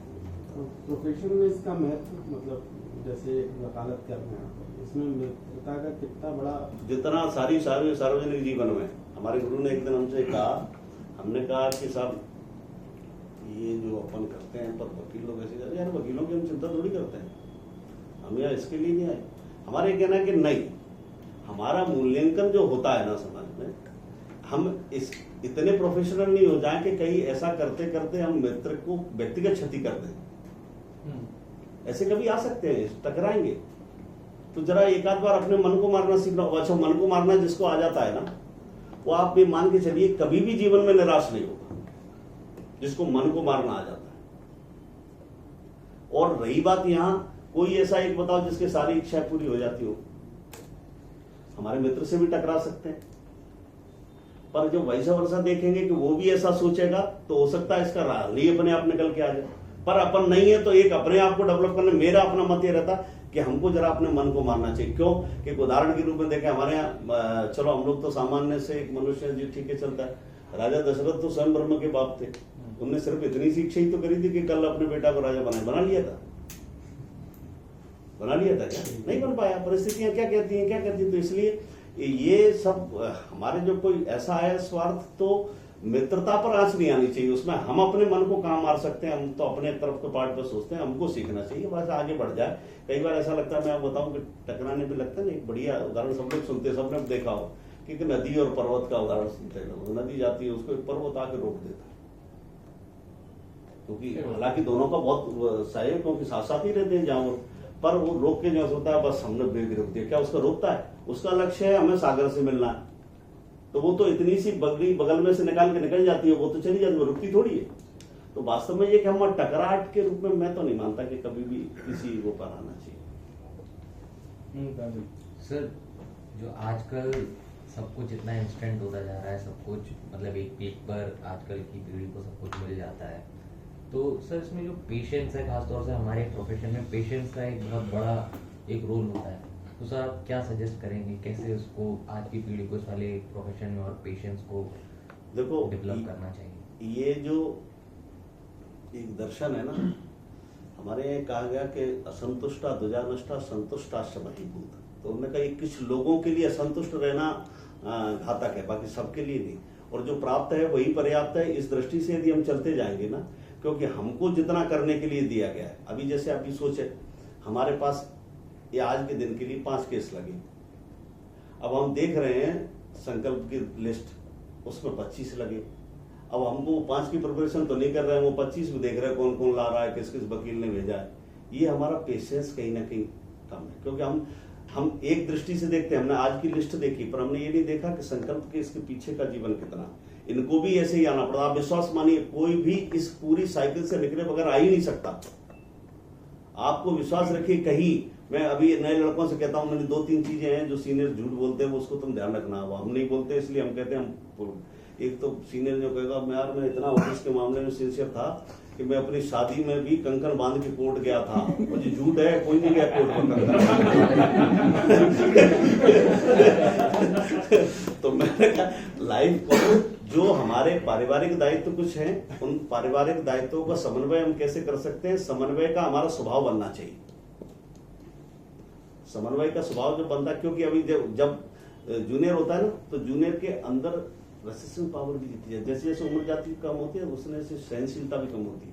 आज मान लो तो एक नया चला, उसको काम नहीं मिला, तो खर्चे भी तो ज्यादा नहीं है यार, रख पेशेंस भाई। आज मुझे मान लो जैसे मैं चलाऊं, तो मेरे से ज्यादा तुम्हारे हैं क्या खर्चे? नहीं है। तो क्या होता है कि पेशेंस तो इस पूरे प्रोफेशन की अगर देखी जाए तो उसकी तो मूल मंत्र ही ये है, और वैसे जीवन का ही मूल मंत्र ये है कि जो प्राप्त है सो पर्याप्त। आप इसको चलते जाइए, और जो आपको 5 मिले उस 5 को बहुत अच्छा कर दिया, आपको पता नहीं पड़ेगा कब 25 हो जाएंगे, वो आपको मालूम क्यों पड़ता है? आपका काम बोलता है सोसाइटी में। और अच्छा, हम केवल पेशेंस छोड़ करके उसमें यार हम पे कम नहीं है और ये है, कल हमको गाड़ी भी लेनी है, ये लेनी, क्यों विचार कर रहे हो इतना ज्यादा? क्योंकि काम करिए जिससे हम गाड़ी लेने लायक बनते हैं, और काम होगा वहां दिखेगा कोर्ट के सामने। वकील के नाते सोच रहे हैं। अच्छा, कई बार क्या होता है, पेशेंस जब हम होते हैं तो 2-3 चीजें करने लगते हैं फिर हम ज्ञात स्रोतों के अलग अब चलने लगते हैं। अभी हमसे एक दिन सीनियर एडवोकेट चैम्बर में पूछा, तुमको मालूम है तुम्हारी ऑफिस में बड़ा कांड हो गया? तो मैंने कहा साहब, पहले हमारी जिम्मेदारी नहीं है ऐसी कि हम पता करें सबके चैम्बरों में जाके। हमको एडिशनल बना है। मैंने कहा मैं टीथलेस लॉइन हूँ, शेर तो हूँ पर दांत नहीं दिए। मैंने कहा जिसके पास जिम्मेदारी है वो देखे कि किसमें क्या हो रहा है। तो इसलिए मैंने कहा मैं अभी देखता नहीं, और बाकी मैं से पूछो, ये मेरा स्वभाव नहीं कि हम बगल वाले चैम्बर का भी पता करें, क्योंकि स्वभाव नहीं। और बोले वो इतने उन्होंने कुछ पैसे का आंकड़ा भी बताया हो गया। तो मैंने कहा इसको तो मैं बिल्कुल ही नहीं मानता कुछ। तो कह रहा अच्छा, मैंने कहा मेरे 2-3 प्रश्नों को उत्तर दे दो आप। तो मैंने कहा मुझे अभी लगा है 2-4-6 साल से ऐसा लगने लगा है कि ठीक है, सब कुछ करना है अपने कर्तव्य में। ये दुखता नहीं है, ये नहीं कहते कि मैं कोई अपन सन्यासियों जैसी बातें करें। सब कुछ करना है हमको, परिवार भी चलाने हैं, पैसे भी कमाने हैं, सब करना। पर मैंने कि पैसे का हमको थोड़ा सा मूल्य समझ में नहीं आया। तो हमने क्या, अगर ज्ञात स्रोतों के अलावा पैसा आप कमाओ, आप पैसे वाले बहुत जल्दी तभी हो सकते हैं जब आप ज्ञात स्रोतों के अलावा पैसा कमाओ। जैसे आप एक जूनियर है, और जूनियर अपनी प्रैक्टिस उसकी 1 साल, और 1 साल की प्रैक्टिस में यदि कोई जूनियर 10 लाख रुपए पर मंथ पैसा कमा रहा है, तो आप थोड़ा सा चिंता तो करनी पड़ेगी कि क्या है ऐसा विशेष। तो ज्ञात स्रोतों के अलावा यदि कोई पैसा आता है तो वो निश्चित तौर पर हमको मानसिक तनाव देकर आता है। मानसिक तनाव देता है तो हम उसको खाने लायक नहीं देते, कोई ना कोई ऐसा रोग भगवान दे देगा हमको कि हम उसको खा भी नहीं पाएंगे, मतलब हम खाने में से बोले हाँ सो तो होता है। अच्छा, वो बराबर हाँ करते जा रहे हाँ, वो तो होता है। मैंने कहा साहब, चूंकि कहीं ना कहीं इसमें रहता हूँ, सामाजिक क्षेत्र में भी, राजनीतिक क्षेत्र, तमाम सारी अंत्येष्टियों में मैं गया हूँ। किसी के भी लड़के ने जो नहीं, दूसरा पैसे का उपयोग क्या है, अपन प्रॉपर्टी लेके डाल देते। किसी के लड़के ने फोटोकॉपी तक नहीं रखी साथ में साथ कि इसकी पूरी जिंदगी का ये बताओ कितनी ऊर्जा लगाई इसने, यहाँ प्लॉट वहाँ प्लॉट, ये जमीन वो तो कम से कम पूरे पुस्तिका रख दे उसकी छाती में, जल जाएगी और क्या होगा।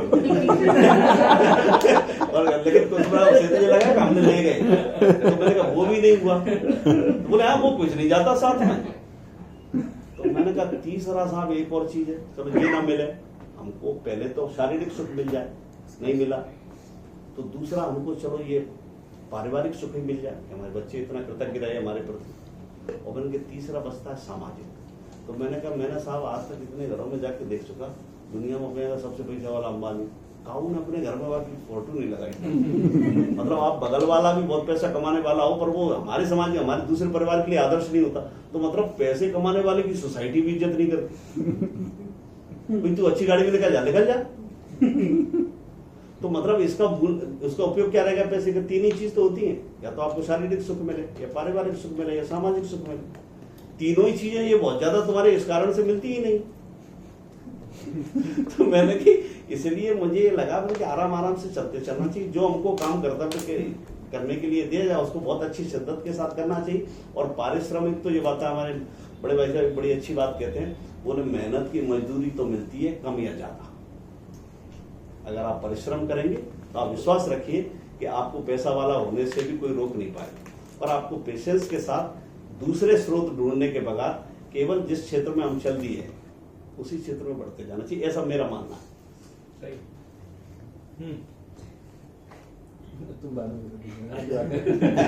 सर मैं ये पूछना चाहता था कि ये मेरे को जिज्ञासा रही है स्कूल टाइम से भी, अभी भी प्रोफेशन में, और आपसे अच्छा कोई इस चीज़ का जवाब दे नहीं सकता कि सर अगर किसी को, चूंकि आप संघ से जुड़े हुए हैं सर, तो अगर किसी को संघ ज्वाइन करना है, वो स्टूडेंट है या फिर इस प्रोफेशन से जुड़ा हुआ है, तो सर वो कैसे ज्वाइन करे, उसको कितना समय देना पड़ेगा, क्या क्या करना पड़ता है सर? इस चीज पर थोड़ा सा आप अगर सबको। संघ का बड़ा अच्छा, संघ की तो एक अच्छी चीज है दुनिया में। मैं मानता हूँ ईश्वरीय तत्व के बाद यदि मैं किसी को बहुत ज्यादा इज्जत करता हूँ, मैं संघ को करता हूँ।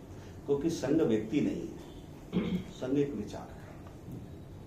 और विचार में भी क्या है, स्वयंसेवक शब्द वहां यूज होता है। आप एक बार संघ की शाखा पर गए और आपने भगवत ध्वज के सामने प्रार्थना की और उसी दिन आप स्वयंसेवक हो गए। अच्छा, स्वयंसेवक संघ का स्वयंसेवक शब्द का कई लोगों ने परिभाषा की। एक सेवा दल बनता था पहले, कांग्रेस जिसको लीड करती, उसने भी स्वयंसेवक कहा, जो महात्मा गांधी की दृष्टि में था कि जो स्वयं अपनी सेवा करे, अपने काम स्वयं करे, तो ये उसका। एक जो सोसाइटीज कुछ बनी, उन्होंने वॉलंटियर्स जिसको कहा स्वयंसेवक, वो भी शब्द कहलाए। तो उनकी डेफिनेशन भी यही थी कि वो ठीक है अपने लिए। पर राष्ट्रीय स्वयंसेवक संघ ने, जो डॉक्टर हेडगेवार ने जो परिभाषा दी थी, वो उन्होंने दूसरी तरीके की दी थी। उन्होंने उसमें ये कहा कि जो स्वयं की इच्छा से प्रेरित होकर समाज की सेवा के लिए तत्पर हो, वो स्वयंसेवक है। मैंने कहा ना कि स्वयं की इच्छा से प्रेरित होकर, तो फिर स्वयं की इच्छा से प्रेरित होकर वो फिर वहां पर सबसे पहले जहां हमने शुरू की थी चर्चा, वहीं आते हैं कि हम यहाँ केवल वकालत करके जीविकोपार्जन करने के लिए आए क्या? तब हमारे अंदर से विचार आएगा नहीं, हमारा कुछ और भी काम। तो इसलिए वो प्रेरणा वहां से आती। संघ की प्रार्थना की एक पंक्ति बड़ी अच्छी है, उसमें उसने कहा कि स्वतंचैव यत्कंटकाकीर्ण मार्गम स्वयं स्वीकृतं न सुखंकार्य। वो भारत माता के सामने यही प्रार्थना करता कि स्वतंचैव, मैं जानता हूं कि ये कंटकाकीर्ण मार्ग है, ये बड़ा कठिन मार्ग है जिसमें कांटे, परंतु ये मेरे स्वयं के द्वारा स्वीकृत है। अच्छा, स्वयं के स्वीकृत करने के क्या होते हैं तरीके? जैसे एक उदाहरण के लिए कहते हैं कि कुछ लोग अपन जैसे कहते हैं ना, संकल्प जो लेता है ना आदमी, प्रतिज्ञा जिसको करता है, संकल्प लेता है, तो संकल्प की वैल्यू क्या होती है? तो अपने यहाँ एक अगर देखेंगे, कभी किसी ने पूजा पाठ में देखेंगे तो पंडित लोग एक संकल्प बोलवाते हैं ना, ओम विष्णु विष्णु करके, फिर बाद में एक शब्द कहते हैं कि आपका संकल्प शिव संकल्प हो। तो शिव संकल्प ही क्यों कहा वहां? कि वास्तव में यहाँ तो प्रतिज्ञा तो राम जी ने भी की थी कि निश्चर हीन मही करूं भुज उठाए किया, उन्होंने भी बड़ी खुले में की थी।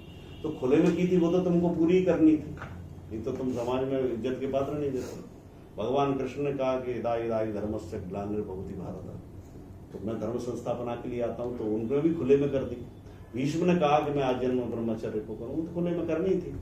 पर एक शिव संकल्प की शंकर जी के संकल्प का ही क्यों कहा?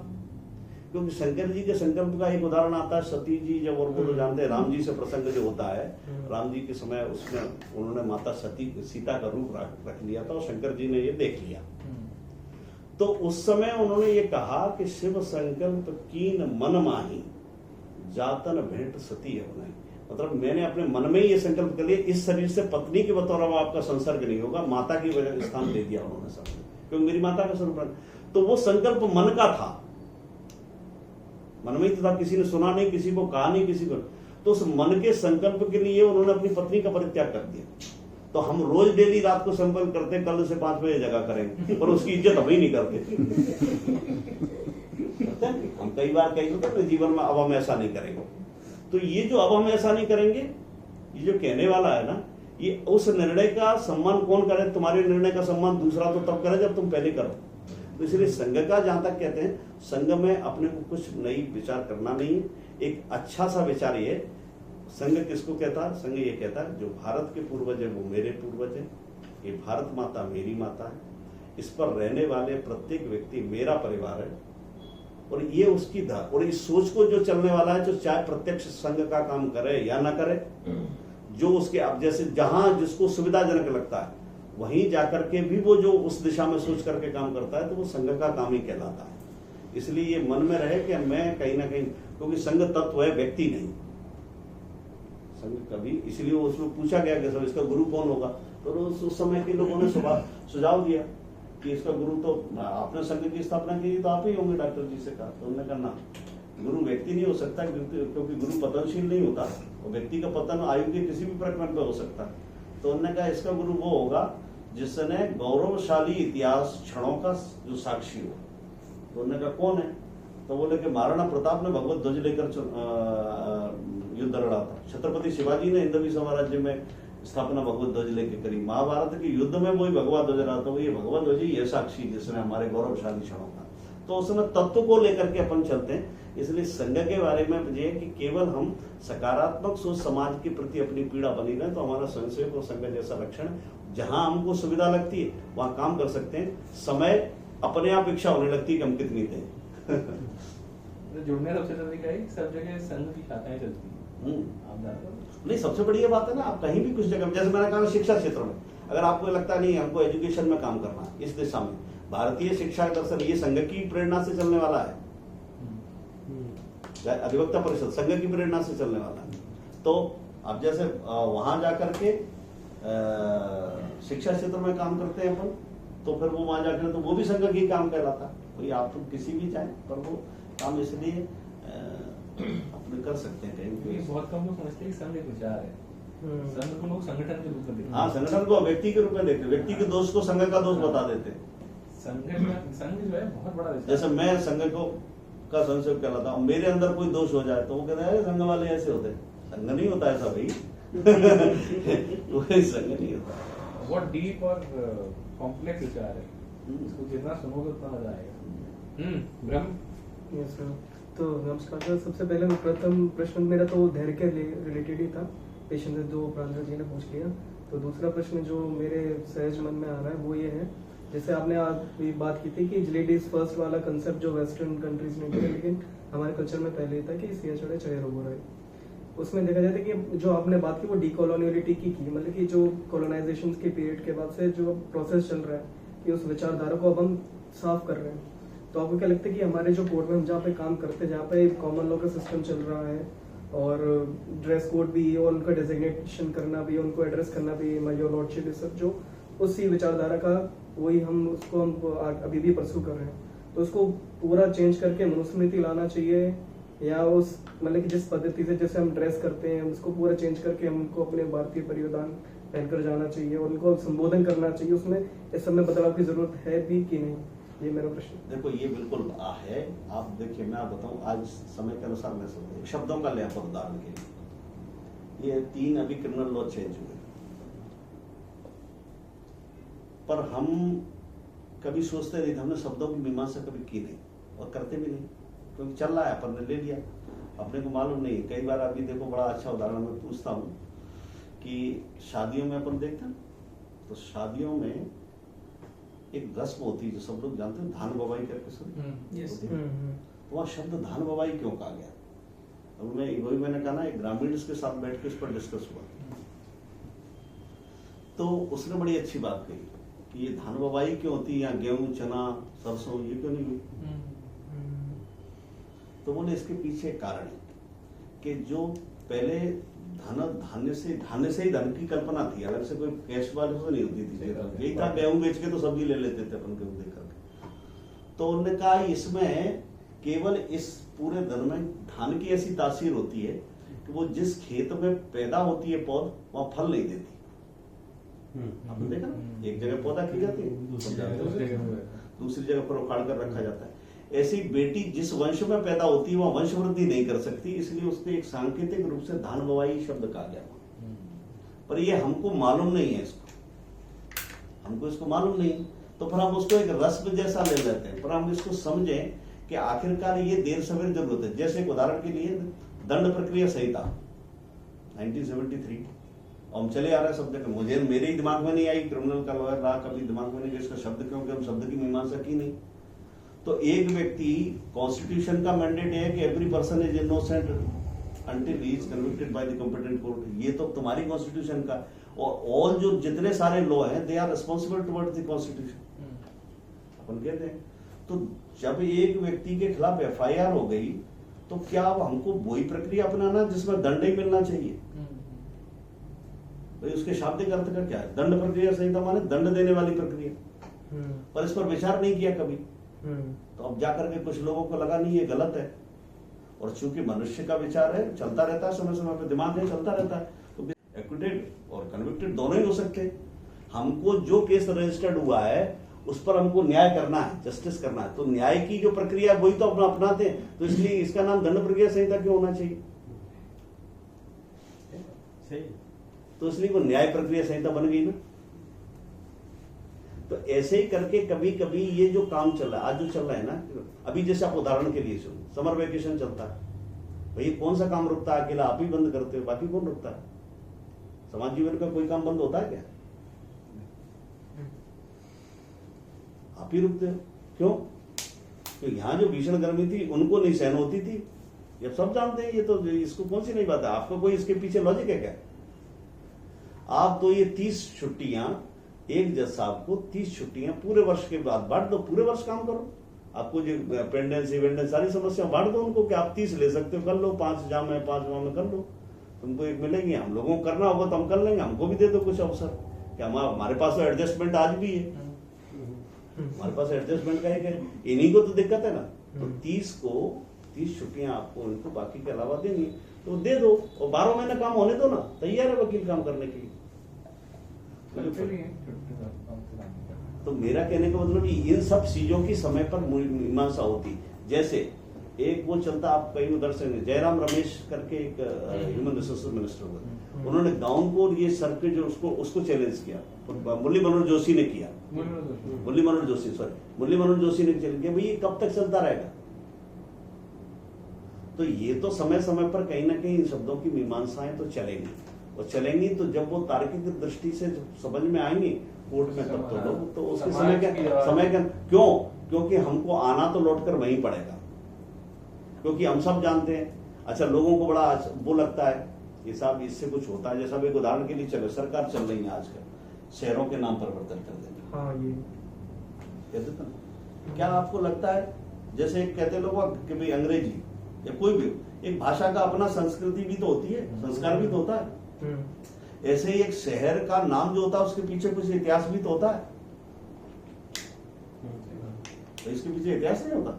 अब जैसे उन्होंने कहा इलाहाबाद तुमने कर दिया, तो इलाहाबाद को बताना नहीं पड़ेगा, और वहां गंगा यमुना सरस्वती पूज रही, तो समझ में नहीं आता लोगों को, मूवी तो मेल भी तो होना चाहिए ना तुम्हारे कोई कैसे, इसलिए धीरे धीरे उसको समझते हैं। तो इसलिए ये सब जो चलते हैं ना, जो आगे चल के जिसको कह रहा है धीरे धीरे, आप देखें हर क्षेत्र में कहीं ना कहीं आ रहा है।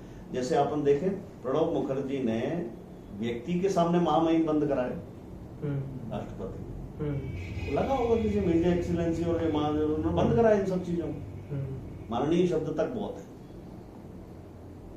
अगर आप कभी देखेंगे तो क्या होता है कि मैंने कहा समय के अनुसार चलता है। मैं कहता हूँ गुरुदेव रविन्द्रनाथ टैगोर का निश्चित तौर पर भारत के अपने इतिहास में देखें तो एक महान व्यक्तित्व हुए, पर कई बार ऐसा सोचते हैं कि एक रचना की जब मूल्यांकन होता है ना, तो समाज कैमरा चल रहा है, वो हमारे सतत मूल्यांकन करता रहता है समाज, जिसको कहते हैं ना वो मूल्यांकन करता है। अगर आप पूरा जनगण मन कभी उदाहरण सुनना कभी समय निकाल, तो आपको इस राष्ट्रगान पर भी तमाम सारे क्वेश्चन मार्क लगाने के लिए जगह मिल जाएगी। पूरा जनगण मन सुनना, उसकी अंतिम पंक्ति है कि मैं अपना मस्तक आपके चरणों में रखता हूं, उसकी अंतिम पंक्ति है, और ये किसके सम्मान में किसने गाया था। तो इसलिए अपन जो क्या है शब्दों की जब हम, अच्छा उस समय के लिए तात्कालिक दृष्टि से वो अच्छी होगी, पर कई बार क्या होता है कि वो लोकाचार बन जाता है। जैसे एक बार एक केस में डेथ रेफरेंस में मैं प्रोसिक्यूशन की तरफ से आर्ग्यू कर रहा था। बच्ची स्कूल पढ़ने गई, उसके बाद घटना हो गई, तो प्रोसिक्यूशन संडे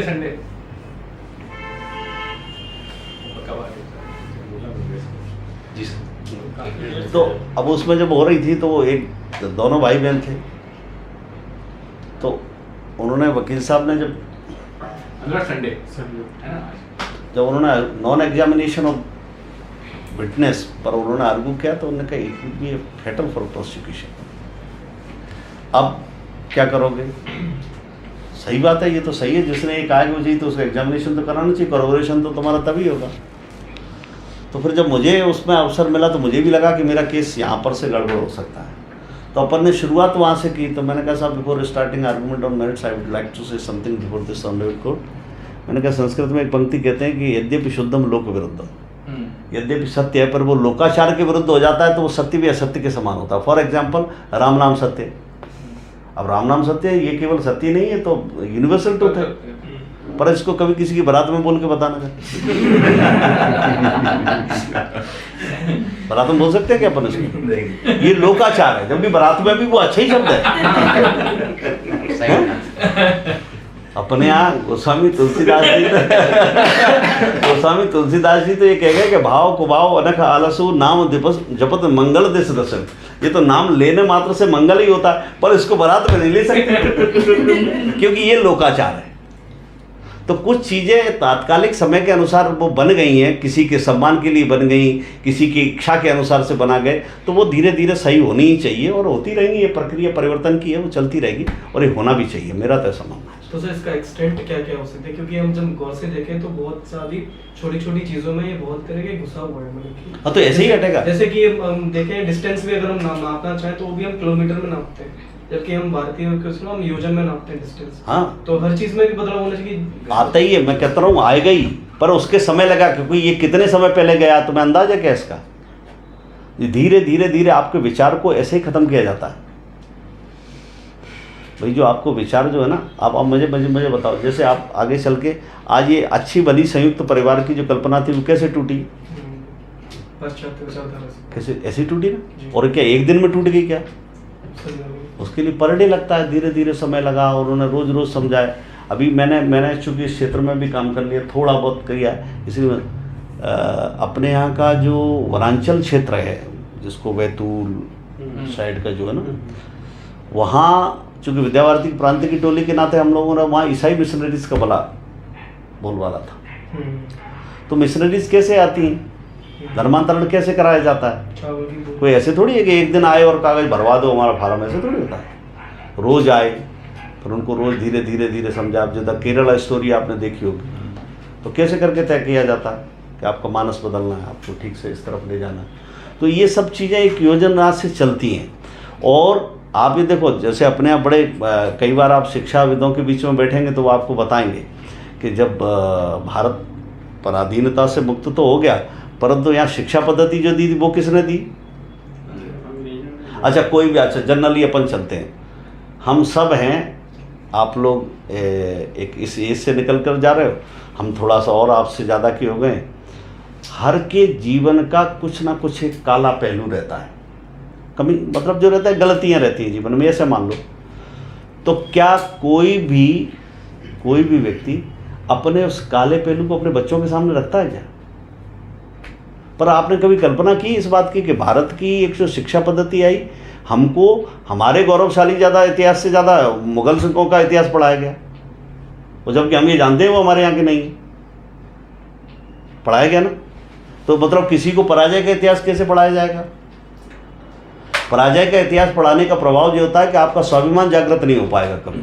आप ये मानकर चलेंगे कि हम इनकी कृपा पे जी रहे हैं आज। तो उसका एक तरीका होता है आपके मानस को ऐसा बना करके रहना कि बहुत ज़्यादा उड़ो मत, हमने हराया था तुम। मतलब एक उदाहरण के लिए बता रहा हूँ। तो ये जो प्रक्रिया चलती धीरे धीरे धीरे धीरे, आपका जब खुद का गौरवशाली क्षण जागृत होंगे तो आपको समझ में आएगा कि नहीं ऐसा नहीं हुआ था, ये क्या हुआ।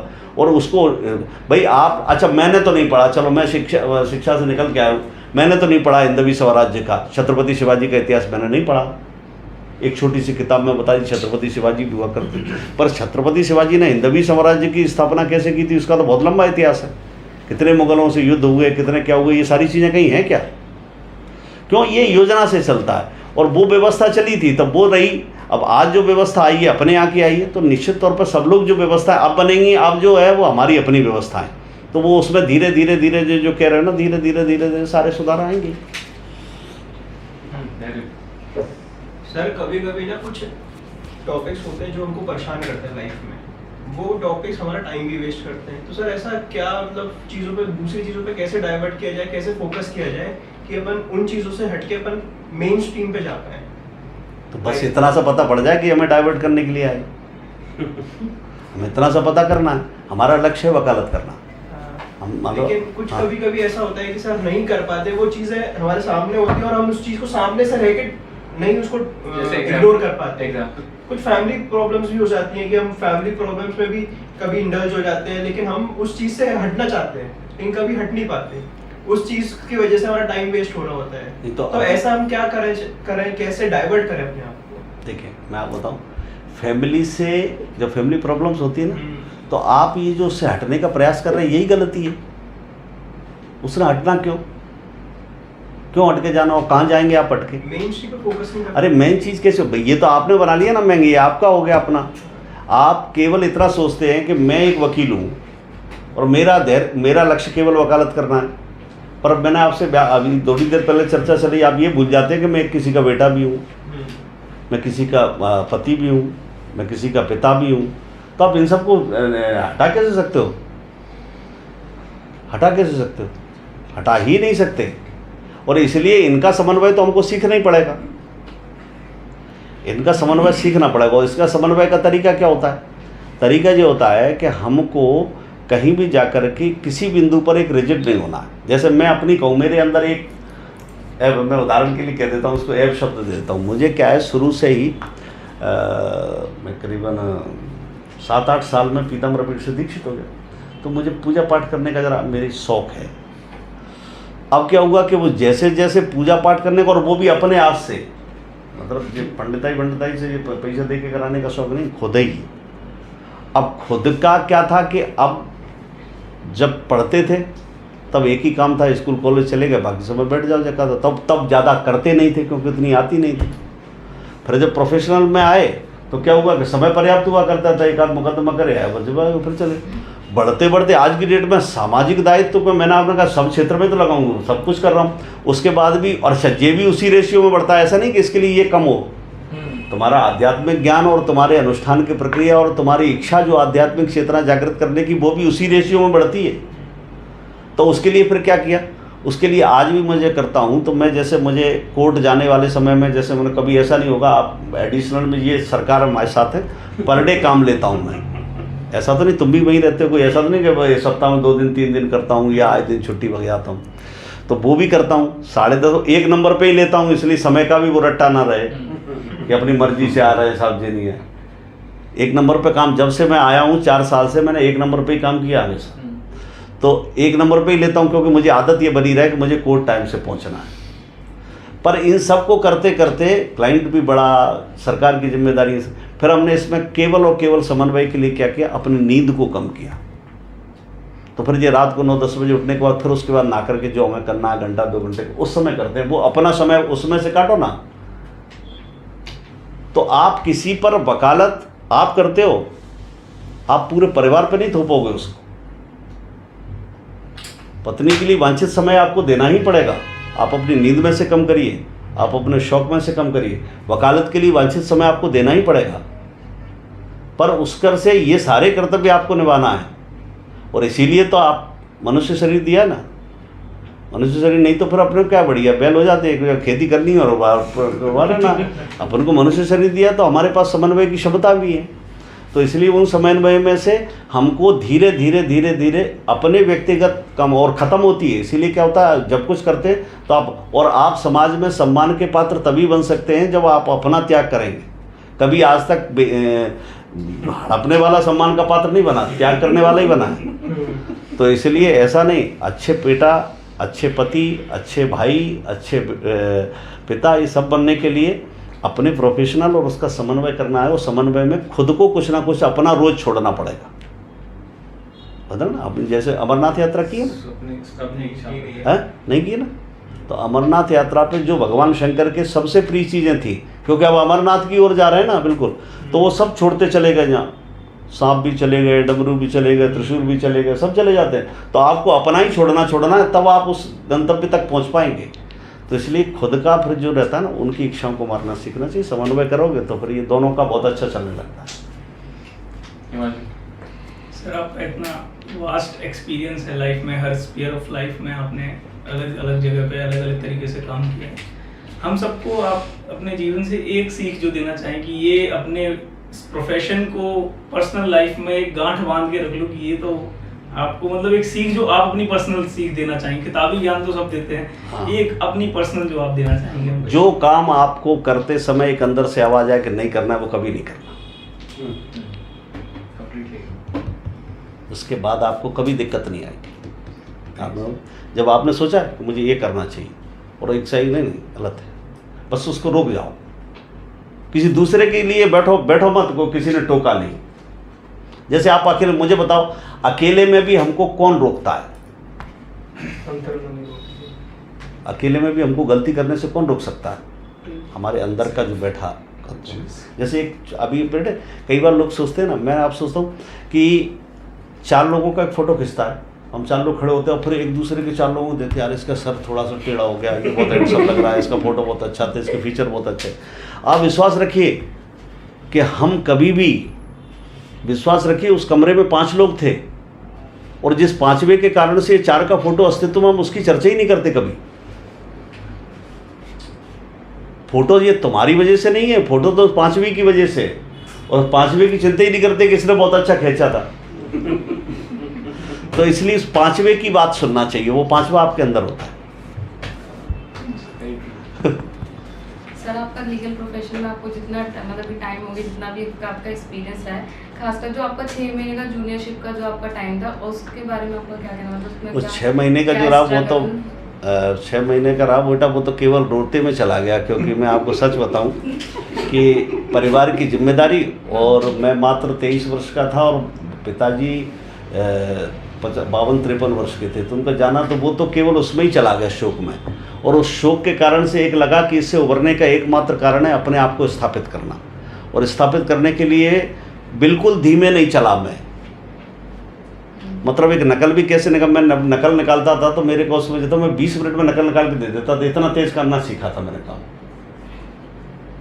हमको जब बंसल जी के यहाँ शुरू में जाते थे तो काम मेरे मार्फत आया, तो उनके यहाँ जैसे वो आया, बेल आई, तो बेल देने नहीं जाते थे, उस बेल को ड्राफ्ट करके फिर लेके जाते थे। फिर गवाह ने 1 बार काटी, 2 बार काटी, 4 बार, फिर उनकी जब पे टाइप कराओ, पेश कर दो, तो वो अपने ड्राफ्टिंग अप्रूव हो गई। क्योंकि पहले तो सीनियर आपको एक दिन में तो कहने लगा कि इसको ड्राफ्ट करना, नहीं करना, अपन ने अपना दिमाग लगाया, उन्हें 2-4 बार काटी पीटी, फाड़ी फूड़ी, गुस्सा भी हो, कुछ बात नहीं। लेकिन कुल मिला करके उसको फिर हमने, हमारे पास वो जो समय था ना, वो केवल इसलिए लगा था क्योंकि एक बात लग गई थी। मैं आपको बताऊं, मैं आपको ह्यूमन बीइंग भी बताऊं कि यहाँ बहुत बड़े बड़े किले हैं, इनमें तुम कुछ पार नहीं पाओगे। यहाँ हमारे बड़े अच्छे चाचा हैं, वो हमारे पिताजी के मित्र, उनने ही हमसे कहा था। तो मैंने कहा चलो देखते हैं उनके तो उसके लिए कोई विशेष अपन ने नहीं किया, बस इतना सा जरूर किया था कि अब मैं आपको उदाहरण के लिए बताऊँ, मेरे साथी यहाँ आजकल एडीजे आ गया, EPS चौहान, हम दोनों ने साथ सिविल जज का फार्म भरा। तो धरा तो पैक करने लगे कि इसको कल रजिस्ट्री करनी है, और मैंने भरा है, फाड़ दिया, नहीं हम नहीं करते नौकरी बोकरी यार किसी के, वकालत करेंगे। और उसने तैयारी की, वो सिविल जज बन गया। अच्छा, कुछ दिन हमको उसके बाद फिर बैठते थे, आज जब भी ये आता था जब बैठते थे, हम कह रहे और कैसी क्या रहे, कैसी नौकरी? अरे कहीं कुछ मत पूछो, सिविल जज की नौकरी माने बकरी की पूछ, ना तो पूरी इज्जत ढक रही, ना मक्खी को डर रही, ना तो इससे मक्खियां बढ़ती जा रही।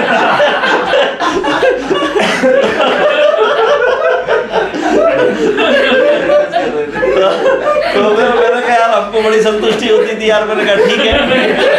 तो हमने बेटा अपने जीवन को केवल ये माना कि अब वकालत ही मेरा जीवन है, और इसलिए मैं कह रहा कुछ दिन से तो हम चलते फिरते भी केवल मुकदमे में ध्यान देते थे, और इस कारण से वो चलते गए। और ये कहना मैं सही बताऊं कि आप विश्वास रखिए, ये मैं अपना अनुभव बता सकता हूं कि कोई ये जो आपको है ना, अपने को लगता है कि मैं परिवार चला रहा हूं।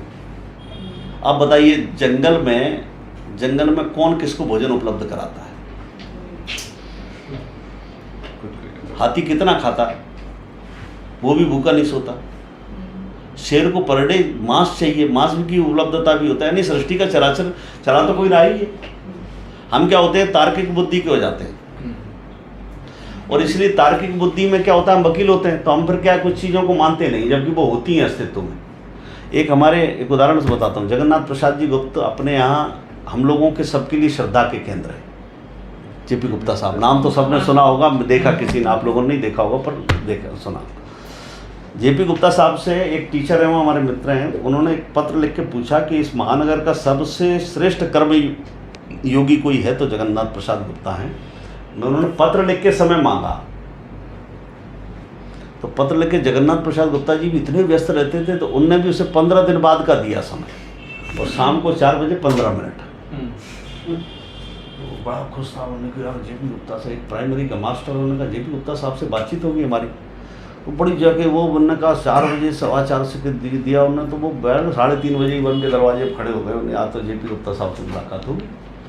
4 बजे जैसे तैसे उनको बुलाया, उन्होंने कहा, उन्होंने प्रश्न पूछा कि आप जैसे कर्मयोग की से हमारी मिलने की बड़ी इच्छा थी, जिसने कर्म के आधार पर क्या सफलताएं प्राप्त की, तो इसलिए आपसे चर्चा आप ये। तो उन्होंने जो उसके प्रश्न सहज अपने ये रहे प्रश्नों के उत्तर देते गए, जो दर्शन के आधार पर, जो कानून के आधार पर, जो भारतीय दर्शन के आधार पर। आखिरी में गुप्ता जी ने उससे ये कहा कि हुई है वही जो राम रच राखा, को कर तरक बड़ा भाई शाखा। जैसे ही ये चौपाई सुनाई से उसने अपनी एप्लीकेशन उठाई कि हो गया काम। जब यही ये कह रहे, इतना बड़ा कर्मयोगी कह रहा है कि आखिरकार सृष्टि में करने वाला कोई और है, सृष्टि में करने वाला कोई और है। तो इसलिए उस समय जो चलता था ना, उस समय दिमाग में रहता कि आप तो करते रहो, करने वाला तो कोई और है, वही चलेगा। हमको ये लगता ही है थोड़ी देर के लिए। तो इसलिए उस समय के अनुभव में तो ये कहें कि केवल एक ह्यूमन बीइंग एक बात लग गई, बाकी ये लगा कि अपने व्यक्तित्व को, अपने अस्तित्व को सफल रहने, बाकी हमको सफल भी कुछ नहीं लगता। सर मुझे कर्म के बारे में पूछना था, आपका कर्म से क्या? देखो, कर्म से मैं ये नहीं कहता किसी को कि भाग्यवादी होना चाहिए, पर कई बार ऐसा लगता है कि भाग्यम फलति सर्वत्र न विद्या न च पौरुष। कभी कहते हैं कि सर्वत्र भाग्य फलता है, जिसमें न विद्या काम आती न पौरुष आता है। उदाहरण के तौर पर मनमोहन सिंह कभी पार्षद का चुनाव भी नहीं लड़े, और भारत की सबसे बड़ी, ये भाग्य भी होता है, इसलिए हम उसके अस्तित्व को नहीं निकालते। पर भाग्य का निर्माण कर्म के आधार पर होता है। कर्म से तत्पन्न सिर्फ इतना सा नहीं कि हम यहाँ बैठ के हमने जिका, कर्म से जो हमारे दायित्व हैं, आज हम जिनको कहते हैं ना, वही तो कर्म होता है। कोई कर्म और अलग से तो होता नहीं। उन कर्मों को, जैसे आज हमको लगता है कि हमको वकालत करना, तो 10:30 10:15 से लेकर के 4:30 तक कोर्ट में रहना, अपने मुकदमे के लिए अपना 100% देना, ये हमारा कर्म है। अब इसमें यदि हम कोई कमी करते हैं तो फिर हमारा ये लगता है कि हमने अपने कर्म का, कर्तव्य का ठीक से निर्वहन नहीं किया, और इसलिए इससे प्रारंभ में खराब क्या बनता है, फिर हम ये बनते हैं कि अच्छे वकील कभी नहीं बन सकते।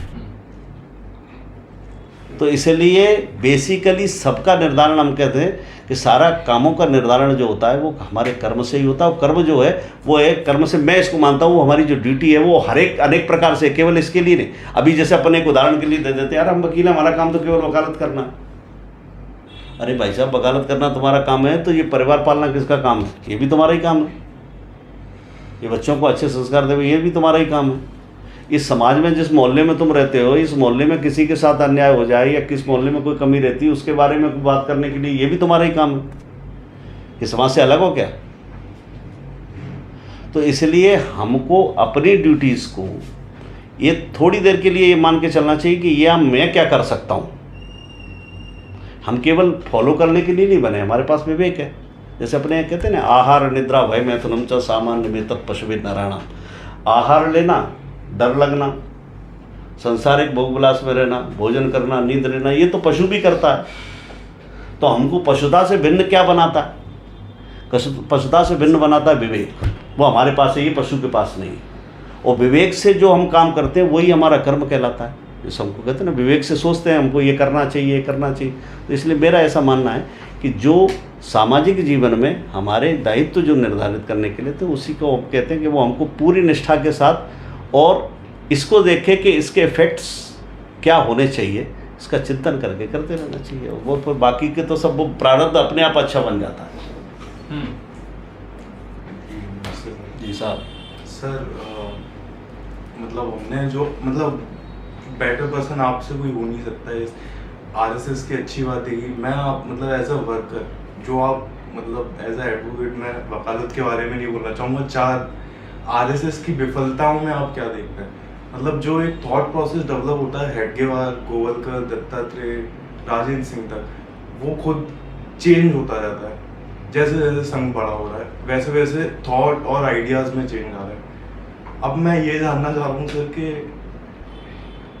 5 ये विफलता है जिनमें इतने 98 से 99 वर्ष के पीरियड में आरएसएस विफलताओं के तौर पे इन 2-4 चीज़ों को देखता है। देखो, आरएसएस का अगर आप विचार करें, संघ की जहाँ तक बात करें, तो थॉट प्रोसेस जो चली ना, थॉट प्रोसेस को देखिए आप कैसी बढ़िया चलती है। अब इसको आप देखने के तरीके अलग अलग होते हैं।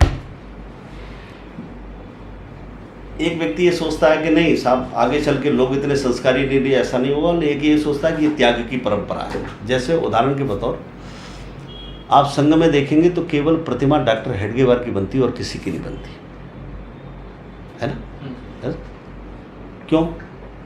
क्योंकि डॉक्टर जी का जब मृत्यु हो रही थी, डॉक्टर जी अस्वस्थ थे 1940 के आसपास की बात है, तो डॉक्टर जी ने एक स्वयंसेवकों से पूछा कि संघ प्रमुख यदि मरेगा तो उसकी अंत्येष्टि कैसे होगी। क्योंकि डॉक्टर जी चाहते थे कि संघ के स्वयंसेवक के या संघ का दृष्टिकोण हर चीज़ पर बिल्कुल स्पष्ट हो, मतलब कोई ढुलमुल वाला नहीं रहे। और रही बात इसकी कि इसमें विफलताओं की, तो मैं अभी चर्चा करूंगा क्योंकि कुछ था ही नहीं, तो इसलिए विफलता हो रही नहीं, जितनी है उतनी उपलब्धियाँ ही हैं। तो क्या हुआ कि संघ उन परिस्थितियों में चला था जब एक देश का जो नेतृत्व करने वाला व्यक्ति कहता था आई एम एक्सीडेंटली हिंदू। इस देश का नेतृत्व, उन परिस्थितियों में संघ का जन्म हुआ था। संघ का जन्म आज का नहीं है। तो वहाँ उस समय उन्होंने पूछा संघ प्रमुख की अंत्येष्टि कैसी होनी चाहिए, तो उन्होंने कहा संघ के बढ़िया ऐसा है जैसा अपन गणवेश भड़वेश लगाते हैं ऐसे सब लोग इकट्ठे जाए। तो उन्होंने कहा इस बारे में आप गुरु जी से पूछना। गुरु जी उस समय काशी हिंदू विश्वविद्यालय में वनस्पति जंतु विज्ञान के प्राध्यापक थे, जूलॉजी प्रोफेसर थे गोलवलकर साहब, काशी बनारस में मदन मोहन मालवीय। तो जब गुरुजी से प्रश्न किया गया कि संघ प्रमुख की अंत्येष्टि कैसी होनी चाहिए, तो उन्होंने कहा संघ प्रमुख की अंत्येष्टि ऐसी होनी चाहिए जैसी परिवार के मुखिया की होती है। ये कोई संघ कोई सैनिक संगठन नहीं है। तो एक समझ में एक दिशा आ गई। छोटी सी बात, आज भी राष्ट्रीय स्वयंसेवक संघ का प्रमुख भी मर जाता है तो संघ की शाखा कभी बंद नहीं होती। संघ का नित्य सिद्ध कार्य है वो। इसलिए हमारा एक परिवार में कोई चला जाए तो परिवार में कोई काम बंद होते हैं क्या? क्या काम बंद हो जाते हैं बताओ जरा से? फूक के आते हैं फिर रोटी खाते हैं। संसार का कोई काम बंद होता है कि मुझे आप बताओ? अपने परिवार में से कोई चला जाए तो परिवार में से कोई काम बंद नहीं होता। तो इसलिए संसार वैसा चलेगा, परिवार चलता है। इसलिए संघ की सबसे पहली विशेषता वहाँ। अब दूसरी बात, संघ की प्रोसेस पहले क्या थी कि एक अगले सरसंघ चालक का नाम वो ही लिखता था अपनी डायरी में। ये प्रोसेस थी संघ बनाने, सरसंघ चालक बनाने। तो अब यहाँ से अपन शुरू करते त्याग की परंपरा। तो जो डॉक्टर जी के लिए समाधि बन के प्रतिमा बन सकती थी वो गुरु जी की नहीं बनती क्या? बनती, निश्चित बनती आगे चल। पर गुरु जी ने 1940 से लेकर के 73 में जब उनकी मृत्यु हुई तो उन्होंने जो उसमें लिखा कि मेरी मृत्यु के बाद मेरी कहीं कोई प्रतिमा ना बनाई जाए, तो ये पहली प्रक्रिया त्याग की शुरू हुई। क्योंकि व्यक्ति अगर अपना चाहेगा तो अपनी वो भी छोड़ते, इस विषय को टच ही नहीं करते। तो वहाँ से एक प्रक्रिया शुरू हुई। तो अब डॉक्टर जी के अलावा कोई नहीं। दूसरे या तीसरे आए हमारे बाला साहब देवरस जी। हाँ, मधुकर दत्त थे बाला साहब देवरस। तो देवरस जी पे जो प्रश्न आया तो देवरस जी ने विचार किया कि आप देखो संघ के कार्यक्रम जो होते हैं ना, कभी देखे तो एक डॉक्टर जी का एक गुरु जी का चित्र लगता है, देखा कभी गए? तो उनको ये लगा कि ये श्रृंखला तो ये पारिवारिक संगठन चलता रहेगा, क्योंकि संघ काम के लिए जब डॉक्टर जी से पत्रकार ने पूछा ये संघ का काम कब तक चलना है, ये संघ कब तक चलेगा, तो उन्होंने कहा याची डोला याची देही, मराठी में कहा जब तक ये आँखें हों, जब तक ये शरीर है, तब तक चलने वाला है, संघ का काम कोई खत्म होने वाला नहीं है। तो उन्होंने कहा ये तो फिर जाने कितने सरसंघ चालक बदल जाएंगे। तो बाला साहब देवरस ने अपनी डायरी में लिखा कि मेरे बाद सरसंघ चालक के रूप में तीसरी कोई तस्वीर नहीं लगेगी। अब प्रसिद्धि परान्मुख जीवन के इससे अच्छे उदाहरण नहीं हो सकते। एक ने कहा मेरी प्रतिमा नहीं लगेगी, दूसरे ने कहा मेरा चित्र नहीं लगेगा कार्यकारण का। अब उसके बाद तीसरी एक परंपरा थी कि संघ का सरसंघ चालक अपनी डायरी में जीवित अवस्था में लिख कर जाता था, वो जब खुलती थी तब सरसंघ चालक बनता था। ये देवरस जी तक की परंपरा थी। पर देवरस जी का शरीर जब काम करना बंद कर गया, मतलब अस्वस्थता की अवस्था आ गई, तो उन्होंने कहा मेरा शरीर संगठन के काम में बाधक बने। तो उन्होंने अपनी परंपरा को तोड़ा और तोड़ करके उन्होंने जीवित अवस्था में प्रोफेसर राजेंद्र सिंह को सरसंघ चालक बनाया। और रज्जू भैया को उन्होंने एक और नई परंपरा ये दे दी देवरस जी ने कि वो जीवित अवस्था में भी बना सकते हैं आप। रज्जू भैया आए तो रज्जू भैया की स्थिति क्या थी? रज्जू भैया इलाहाबाद विश्वविद्यालय में न्यूक्लियर फिजिक्स के प्राध्यापक थे। संकल्प जी उनकी स्थिति ये थी कि रज्जू भैया छात्रों में इतने लोकप्रिय थे कि वो जब प्रचारक हुए तो उन्होंने त्याग पत्र दे दिया। तो इलाहाबाद यूनिवर्सिटी में आंदोलन हो गया छात्रों का कि इनका इस्तीफा निरस्त किया जाए। तो फिर रज्जू भैया को आके ही वो आंदोलन रोकना पड़ा। बोले अच्छा अब हम ऐसा करेंगे, अब हम सप्ताह में एक दिन लेक्चर लेने आएंगे। उनके फादर चीफ इंजीनियर थे उत्तर प्रदेश के, लाल बहादुर शास्त्री, और वो दोनों रेल में यात्रा कर रहे थे। तो उन्होंने कहा और क्या हाल चाल है? तो उन्होंने कहा सब बढ़िया है सब। बोले हमने सुना है तुम्हारा बेटा आरएसएस के संपर्क में आ गया है। बोले हाँ, आरएसएस तो वो गांधी हत्यारी है, ये अच्छा संगठन नहीं है, उसमें ये गलत जगह आ गया। तो उन्होंने कहा मुझे नहीं मालूम, तब संघ को कोई इतना पसंद भी नहीं करता था, उतना सब बात है। उन्होंने कहा मुझे ये नहीं मालूम कि आरएसएस कैसा संगठन है, पर मैं ये कह सकता हूँ मेरा रज्जू उसमें जाता है तो संगठन बहुत अच्छा होगा। मतलब ये उनके फादर का उनके ऊपर कॉन्फिडेंस था। तो रज्जू भैया के लिए फिर उन्होंने धीरे धीरे उन्होंने सप्ताह में एक दिन, पक्ष में 15 दिन में 2 लेक्चर, ऐसे करके रज्जू भैया अपनी नौकरी छोड़ पाए थे। और उस समय की सरकार ने, जो प्राइम मिनिस्टर, उनने ये कहा कि आरएसएस ने भारत से एक बहुत बड़ा न्यूक्लियर साइंटिस्ट छीन लिया। रज्जू भैया ऐसा व्यक्तित्व था। रज्जू भैया ने एक नई परंपरा दी। संघ के व्यक्ति सरसंघ चालक में परम पूजनीय शब्द लगता है, सम्मान सूचक लगता है, क्योंकि वो तो उन्होंने कहा नहीं, ये केवल सरसंघ चालक के लिए लगेगा, किसी व्यक्ति विशेष के लिए लगेगा। तो आप प्रोफेसर रज्जू भैया कहे जाते हैं, वो अब आप कोई उनको नहीं कहता। तो एक नई युग और उन्होंने तीसरी आ करके दिया। उसके बाद उन्होंने सुदर्शन जी को बना दिया अपने समय में, जीवित अवस्था में।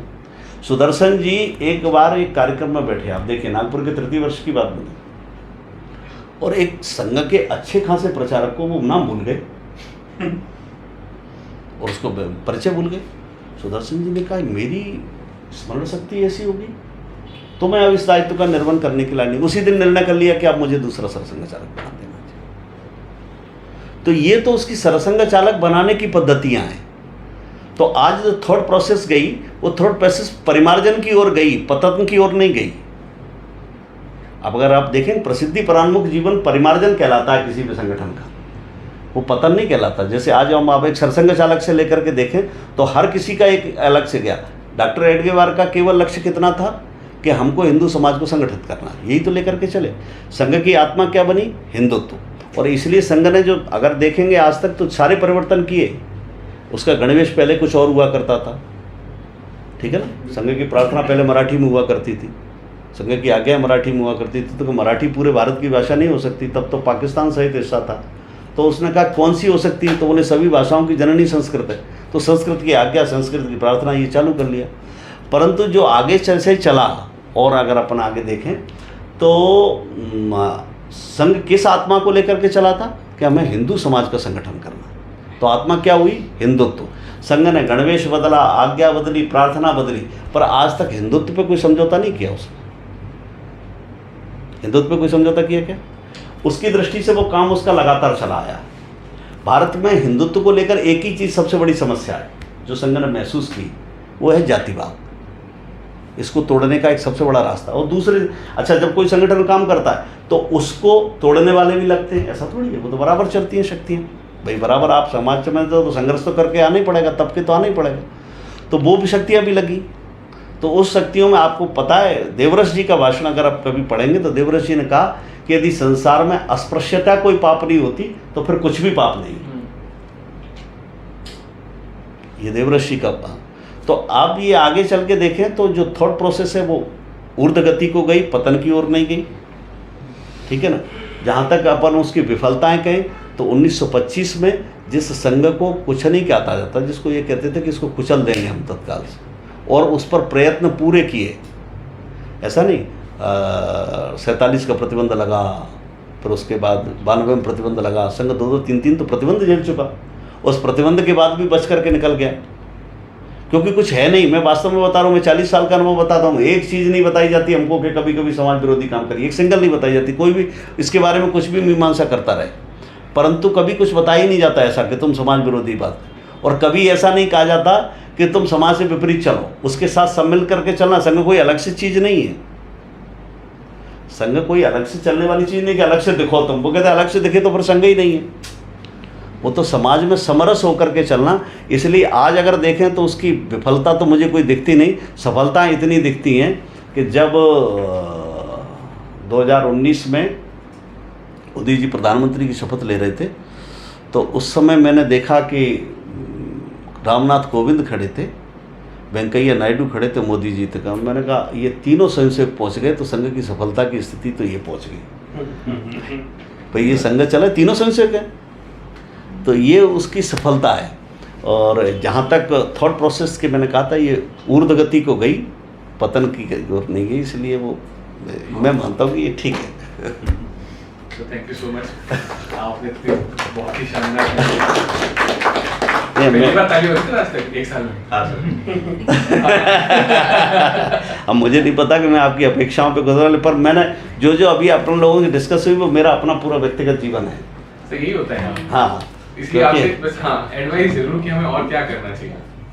हाँ, अब अपना इसको सेशन को और कैसे इम्प्रूव करना चाहिए। नहीं, मैं ये कह रहा हूँ कि वास्तव में मेरा जैसे अपने प्रोफेशनल के जिस तरह की, चूँकि आप पूरे जीवन की बात करते हैं, आप किसी प्रोफेशन की, अच्छी बात है। मुझे आज पहली बार आया तो मुझे लगता शायद प्रोफेशन की दृष्टि से कुछ विचार करते होंगे, तो अगर इसलिए करते हैं तो समाज जीवन के अपने अनुभव भी इसमें शेयर करना चाहिए। जैसे आप लोग भी समाज जीवन में इन सब चीज़ों को अपन करते हैं ना, तो कहीं ना कहीं अपने को एंगेज करके उसका अनुभव भी लेना चाहिए, फिर जरा उससे बारे में बात होती है तो जरा और अच्छा लगता है। तो क्या मैं बस यहाँ से ये अपेक्षा करूँगा, अच्छा है आप सब लोगों की इस तरफ से जा रही है, और केवल जो मैंने शुरुआत में की कि हम केवल इसलिए नहीं आए कि वकील बनकर अपना उधर पोषण करेंगे, तो जब सोच सबकी इस तरह की है तो कहीं ना कहीं अपने को भी एंगेज करके रखना चाहिए कि मेरी भी ड्यूटी कुछ है, मैं अपनी करूँगा, बाकी तो ठीक है जो सब चलता है। अच्छा, बहुत एक लाइन में कहते थे लोगों को तरीका होता है कहने का, भाई क्या होता है, तपस्वी व्यक्ति बहुत अच्छी तरीके से कहता है बात को, और जिसमें केवल सैद्धांतिक रूप से कहनी होती है तो बड़े उससे कहता। हम और एक हमारा मित्र है मेडिकल ऑफिसर, मैं यहाँ नगर कार्यकर्ता था, मैं आपको बता रहा हूँ 1992 के आसपास, तो हम लोग ऐसे उस समय क्या था, एक पुस्तक है नाहा पालकर की, एक पुस्तक है डॉक्टर जी के ऊपर, तो हम उसको पढ़ रहे थे, वो गुरुजी का समग्र दर्शन पढ़ रहा था, तो संघ सर चढ़ के बोल रहा था हमारे उस समय, तो हम लोग उसके बाद बैठ के तर्क करा संघ कार्य पद्धति क्या है उस पर, वो अपने बता रहा है, हम बता रहा है, अपने लगे। दूसरे दिन की तैयारी इसलिए थी, मैं कार्यालय बैठ के तैयारी कर रहे थे, दूसरे दिन एक हमारे सुरेश राव जी केतकर अखिल भारतीय शारीरिक प्रबंधन वो आने वाले थे, तो उनका बौद्धिक होना था, तो हम लोगों को नदी गेट पर सबको पहुंचना था, तो वहाँ पहुंचे तो मैं सबसे आगे बैठ के, हम अपने ग्वालियर नगर की तरफ, मेरे पीछे को बैठा मनीष। अच्छा, योग देखो कैसे कोइंसिडेंट कैसा होता है, हम लोग संघ कार्य पद्धति पर चर्चा कर रहे थे, 2 घंटे डायरेक्ट एक दूसरे से तर्क कर रहे। उन्होंने शुरू किया कि संघ कार्य शाखा पर होते हैं, ध्वज लगा होता है, शाखा पर होता है, और पूरा काम समाज में होता है। संघ का स्वयंसेवक समाज जीवन में समरस होकर चले, यही संघ है। संघ कोई अलग से वो थोड़ी है कि वो एक गले में वो डालो कि मैं स्वयंसेवक हूँ। समाज में अच्छे कामों में भूमिका अपनी आगे बढ़कर करे। मैंने कहा ना कि भारत मेरी भारत माता है, यहाँ के पूर्वज मेरे हैं, ये भारत के गरीब शोषित वंचित वर्ग मेरा है, मैं इसके लिए क्या क्या कर सकता। हो गया संघ, और संघ के लिए क्या, जैसे वो सन्यासी लोग कहते हैं ना, उन्होंने के साहब भजन करने के लिए क्या करना चाहिए, बोले आदत बुरी सुधार लो, बस हो गया भजन। तो इसलिए ये सब ऐसे ही चलता रहता है।